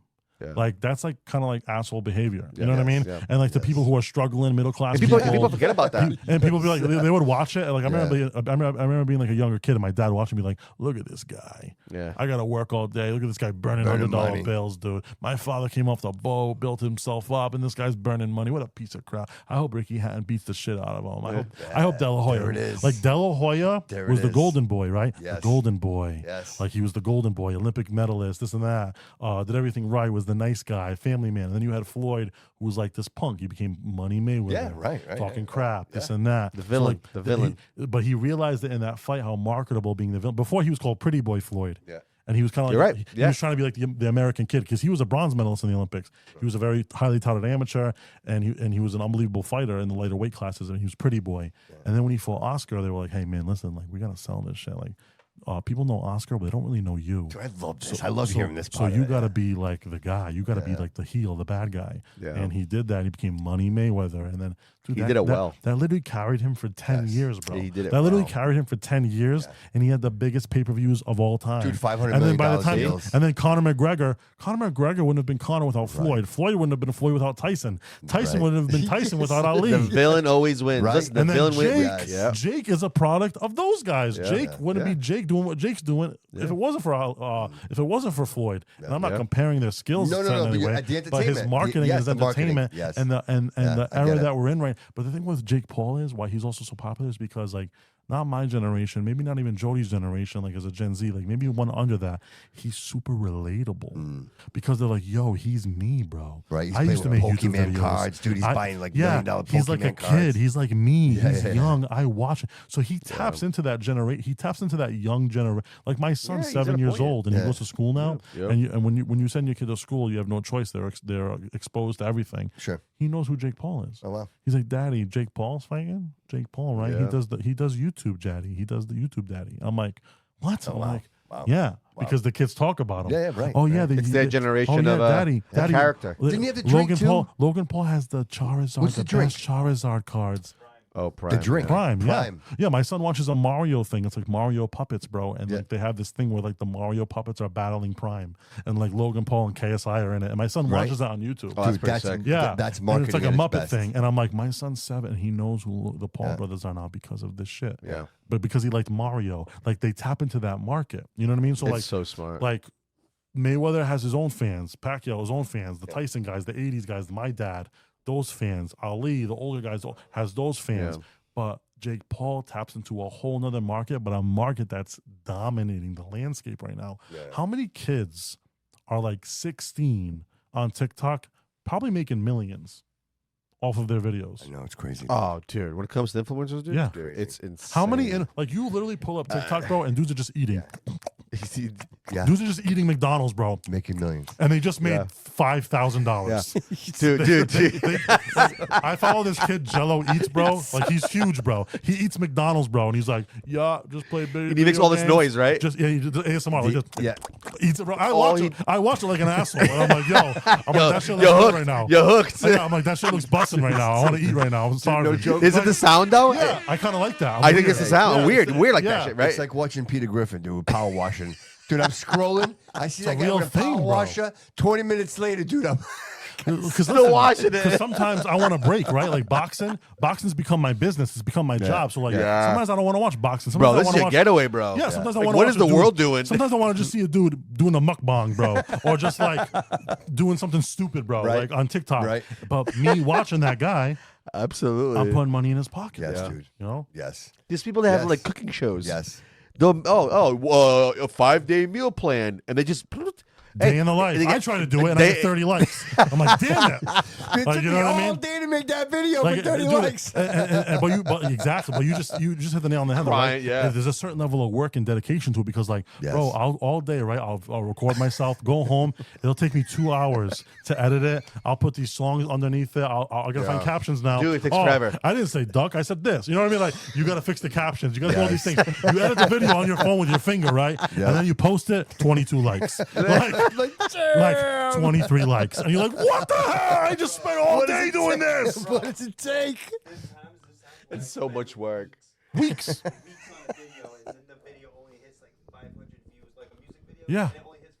It's so frustrating. It's so frustrating. Yeah. You're Then like, I what watch the- Then I watch Davy Chow's, bro, eating Subway. He's like, this Subway 500 sucks. hey, 5 500 million views. Like, what, bro? Or some girl like, day in the life.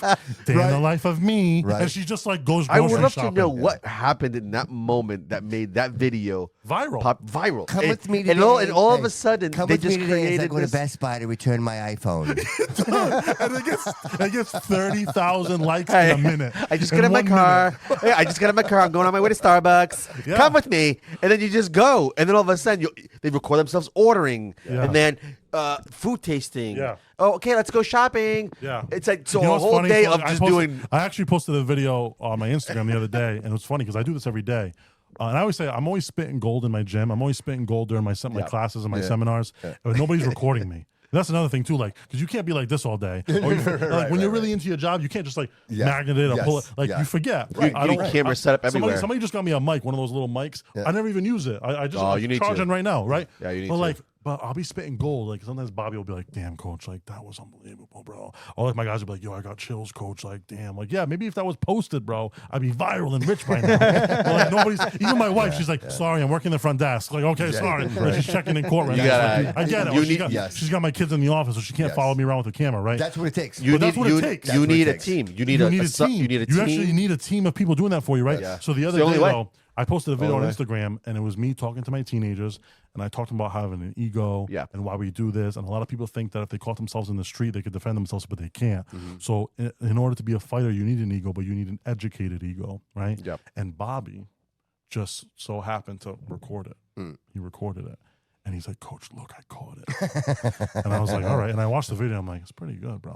So I'm like, you know what? I'm like, let me throw some captions on it. and I put like a little song like a Nirvana, like a right, like just very light. Yeah, bro, I got 330. There it goes. Likes, That's what it takes, right? And like, next time you do that, put it black and white. Put the thing black and white. But I call that like mini viral. Like you know what I mean? When you have like, I had over 300 people. I mean, I don't even know if I'll get 300 people at my event on Saturday. You know what I mean? But I had 330 some people like on it, and I had like coaches, like legitimate coaches commenting like, "I'm stealing this, good shit, coach." I'm like, damn, okay, like good content. Yes. But like maybe I just posted it at the right time of day. Right. But still, like 300 isn't 3,000. No, I've noticed 3 million. Right? I've noticed when it comes to algorithms and stuff like that, the first 3 seconds should explain your video then and there, and then not only that, it's you know, it's also like put on like times on where you post it and stuff like that. Yeah. It's really catching the algorithm. That's really what it is. It's catching the algorithm, and like short form videos do better. Yeah. Like something that's like 10 seconds. Yes. Like, hey, I did this. Like I posted like right before my fight, I posted one.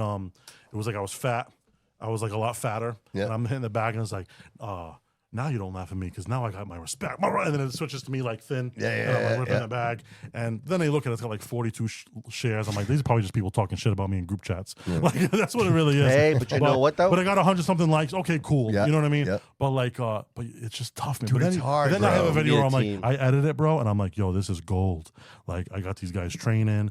I got a cool audio. This is gold. This is like you a should movie, always bro. have your mic on at all times. I say to myself, this is a movie. I post it, 13 likes. You know what I mean? And But they're it's all a grind, me. bro. They're all me. They're all me. And I'm And it's me. I'm resharing it. It's my 3 pages, my wife, my mom and dad. Like, all right, cool. It's Bobby Couto, the Bobby Couto Show but Studio it's tough, B. bro. But then, but you know what's funny though, bro? You know what's true though, guys? But you know what's true though? Sometimes though, I say like, it's nice to go viral and it's nice to get that attention when it's good.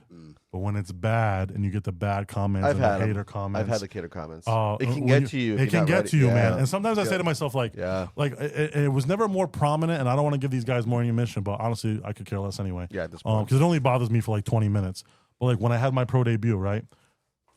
It took another entity, a pro promotion, to post me. Because when you post your own stuff on your own page, people might not say as much, right? Yeah. But when somebody else is posting you, now it gives them ammunition. Like, oh, this isn't Aaron's post, but they're talking about Aaron. Let's talk about him. Yeah. And I dealt with a lot of that during my camp. Like, oh, he sucks. This is that. Blah, blah, blah, blah, blah, blah. A lot of haters. People that gave me jobs in the past. People that I worked for in the past. People that I worked with in the past were all talking. Yeah. But like, to deal with that. So sometimes I don't even know if I want to go viral. Sometimes I'm like, you know what? I'm good with my 5,000 followers on Instagram. That's like local famous to me. I'm good enough with that. Yeah. And I get to post what I want, have fun with my content. I don't got to delete comments every other day. Because to be honest with you, listen, man, those people that do those influencer jobs, like I just saw a guy the other day. He does that. I forget his name. He does the New England. Like, we're in New England. How many Dunkins do we need? And it's always snowing. Like he does the New England shtick. Yeah. If I send you his video, you're like, oh yeah, this guy's pretty. He's pretty famous. Yeah. I'm on sometimes at night, right? You're laying with your girl, right? I'm laying with my wife. She's watching TikToks. I'm watching her TikToks, and he made a video, and he's like, hey, I'm taking a break. I just need to for my mental health. There's a lot going on. This dude's rich, bro. Yeah. This dude's rich for just posting like, hey, what's up? I'm from New England, guy. And I hate, what's up? Let's go to the car. He always wears the Rhode Patriots. Island, the Patriots. That guy. Yeah, really? He made a video where he was like, I got to take a break because there's so much hate comments. My brain can't deal with it. Like almost like a child being bullied in school and doesn't want to go to school that day.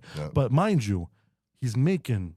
I'm not gonna say million, but he's making thousands. Like he might be making 6 figures. Yeah. He might be making He's got 6 Dunkin' figures. Donuts deals, brand deals, He's sponsorships. not working a full-time job. No, he's probably making 6 figures just to be an influencer, which to me that's rich. Right. To me that's rich. If you're making like upwards of 6 figures, even if it's like $100,000 a year, you're doing pretty to good. record on your phone, to record on your phone, eat food, and make people laugh. Bro, that's a dream. Yes. Yeah. You know what I mean? Yeah, well, I think you need a personality too. You have to be the right person. But think about it. He's making that money, right? And he's like, I need to take a break from it. Yeah. Imagine that. What does that tell you? You know what I mean? Because we're all people. You know what I mean? Everybody has limits. We're all gonna break. My problem, dude, is every time I go viral, dude, I need an antibiotic. That's my problem. Oh, you need it. Yeah, you do. It's true. Every time. You get fucked. You get fucked all Every different time I go viral, kinds of ways. I need amoxicillin. It's coming from all angles. Cycline. Oh, I have that too. Decyclinine. Decyclinine, famotidine. Got you, bro. Every time, bro. Every time, bro. It's true, bro. It's true. Yeah. But listen, I gotta go. Oh, no, I know. Just real quick before we walk out of here, just real quick, let's just inform the audience. So Saturday, March 28th. Yep. Doors open at 5 p.m. First fight at 6. First fight is 6. So get there at 5. You know what I mean? That way you can get some drinks. Yeah, get there at 5. comfortable. You know, if you want to get some food beforehand, you know, get settled, get a seat that you like. We're going to have plenty of seating. We'll have ringside seating, bleachers, balcony. Yep. It's a family-friendly event. So this is San Bernardo Boxing, right? San Bernardo Boxing. 403 Anawan Street. Yep. So, family-friendly event. 14 fights on the docket. Yep. What are the ticket prices? People at the door? It's 40 flat. 40 flat at the door. 40 flat. Yep, 40 flat. And like I said, I do that because you are going to get a seat. You know what I mean? We have plenty of rows of seating. You don't have to be standing. You know what I mean? So sometimes you go to shows, dude, you're standing for that price. And how many hours? What are these? It's about a 4-hour event. I think it's maybe 3.5, 4 hours. You're not going to go anywhere for that for entertainment. Yeah, you're going to watch all these different fights. Absolutely. You know, support your people. You know, support your hometowns, whatever it may be. And it's a good time. Yeah. So to the sponsors, Social Table Events. Marco Andrade. I tried to get him to call in today, and he might have called in, but I missed that. My phone's on. Yeah, I heard something. That belt looks good on you, bro. Thank you, brother. I like it. I got it. I'm wearing it. I love it. I love this thing. And, of course, Troy City Mortgage. Go see David Pereira, 177 Pleasant Street for all your mortgage needs. Such a great pleasure, dude. You know, I appreciate the sponsors, bro. Without them, none of this is possible. You know what I mean? Like, it's just, at some point, you can only fund this so much yourself. And to have the support and he realizes and they realize, you know, what we're doing for the community and supporting great organizations like, you know, Bernardo Boxing. It's just, it's a no-brainer. It's a win-win. Yeah. So so for the audience, we'll be there. We'll be there about 2:00. We'll be going live. We're going to stream. We're going to do a live show there with JJ Sousa. And then immediately following that, we'll be streaming the fights. So we'll have the whole fighting event streaming on the Bobby Couto show. Yeah, it's awesome, man. The fighters are going to love that. Fans will love that. It's an awesome thing. So thank you very much. You got anything? Pinnacle Pinnacle Painting, 10% off? Yeah, 10% off. Pinnacle Painting. Hey, you did some just work. mentioned the Bobby Couto show. You did some work for me today. I did. Came out. That was pretty amazing. Yeah, with big old overhead door metal. I might be calling you soon too for some things in the gym. There you go. Perfect. You could do high ceilings. How high? Like 20, 30 feet. I get my guys to do that. All right, beautiful. I get my guys. Too high for me. He's like, 12 feet. That's it. No more. Yep. Jody Joe, what do you got? I'll be at the base holding down whatever. Beautiful. All right, so what I got going on here for this week, I am going to be chilling with Bobby Couto all week. I'm going to lucky you. Yeah, I'm going to be stuck with him all week. And then starting May 21st, I will be in LA. I'll be over there for a couple of days, and then July I will be going to Jacksonville, Florida, for some like music stuff. So yeah, that's gonna be. You doing that Chippendale thing? You still doing that? Oh yeah, definitely. Yeah. How's that working out? Actually, me and Boomer was actually supposed to go to the Chippendale spot not that long ago. No kidding. I'll tell you what. If you want to borrow my belt, I'll let you. All right, that'd be awesome. I would like that. For your photo shoot. And then let me use your bow tie from the boxing show. Dude, I ordered a yellow bow tie. Let's go, man. I can't wait with my blue Time suit. to go, bro. I can't wait. It's gonna look great. Yeah. Dude, I don't think people know. I'll be announcing the whole event. Well, post it all week. Let people know. Well, this so you have two options. If you want to go in the ring and announce it, you totally can, or you can just stay on the stage the whole time. But if you want to go in the ring with your suit, I have a wireless mic. We can do it. There's no question about it. It's all It's already that was already my vision in my brain. That's what I was you can't undo the vision. If I'm wearing a suit, you can't undo the vision. You got to do it. Yeah. And my belt. Ladies and gentlemen. Thank you so much, brother. I appreciate you, man. Hey, thank you, man. Thanks for including me, Studio B. You know, I know the guys appreciate it too. Supporting me, man. Giving me a platform, my general platform. It's unbelievable. I know when it's positive, you got to get it out. Yeah, we appreciate we appreciate what you do. Whatever. And make sure, 5 to 13 years old, kids, free training. I'm taking 15 new kids. Reach out to me. Yep. Tell you guys how to get started. Don't be stupid. Get your kids 6 involved. months free training, completely free, no strings attached. Come see us. Yep. How do they get a hold of you? They can hit me up on Facebook, Aaron Bernardo Boxing and Fitness on Facebook, at Bernardo_boxing FR on Instagram. You can just type in Bernardo Boxing on Google, and my website pops right up. BernardoBoxing.square site. DM us on the website. The Bobby Couto show. My phone number is everywhere. It's on Facebook. It's on Instagram. It's on the Square site. Give me a call. So get your kids involved. Now. Shut off the Xbox. Yes, turn it off. Get them off. Right? Shut off the Xbox. It's the best thing. It's the best thing I've ever did for my kid. Yes. Just completely off. Yeah. Good for you, bro. Completely. I'm a little bit of a hypocrite because I'm kind of addicted to Fortnite right now, but I only play after all the work is done. Aaron, you are an adult. You are an adult. Okay, you are a responsible, functioning adult. You're allowed to play Fortnite. Right. Functioning adults. Your kids are not responsible. Dude, I'm looking at this, dude. They I put my time in. Absolutely. I'm a little bit of a sweat, but it's okay. Hey, that's okay. My kid plays Fortnite all the time. How crazy is that, dude? Playing with them, and then yeah, you get into it. All right. You know what? It helps you like like decompress, right? It's kind of like a nice decompress. Yeah. All right. It's nice. It's Social nice. table events, Pinnacle Painting, Troy City Mortgage, Yes. Bernardo Boxing, Jody Joe Productions. Everybody, thank you so much for being here. We appreciate it. Make sure you like, follow, and subscribe to the show. Remember, always remember, everybody, that all roads lead here. Yeah.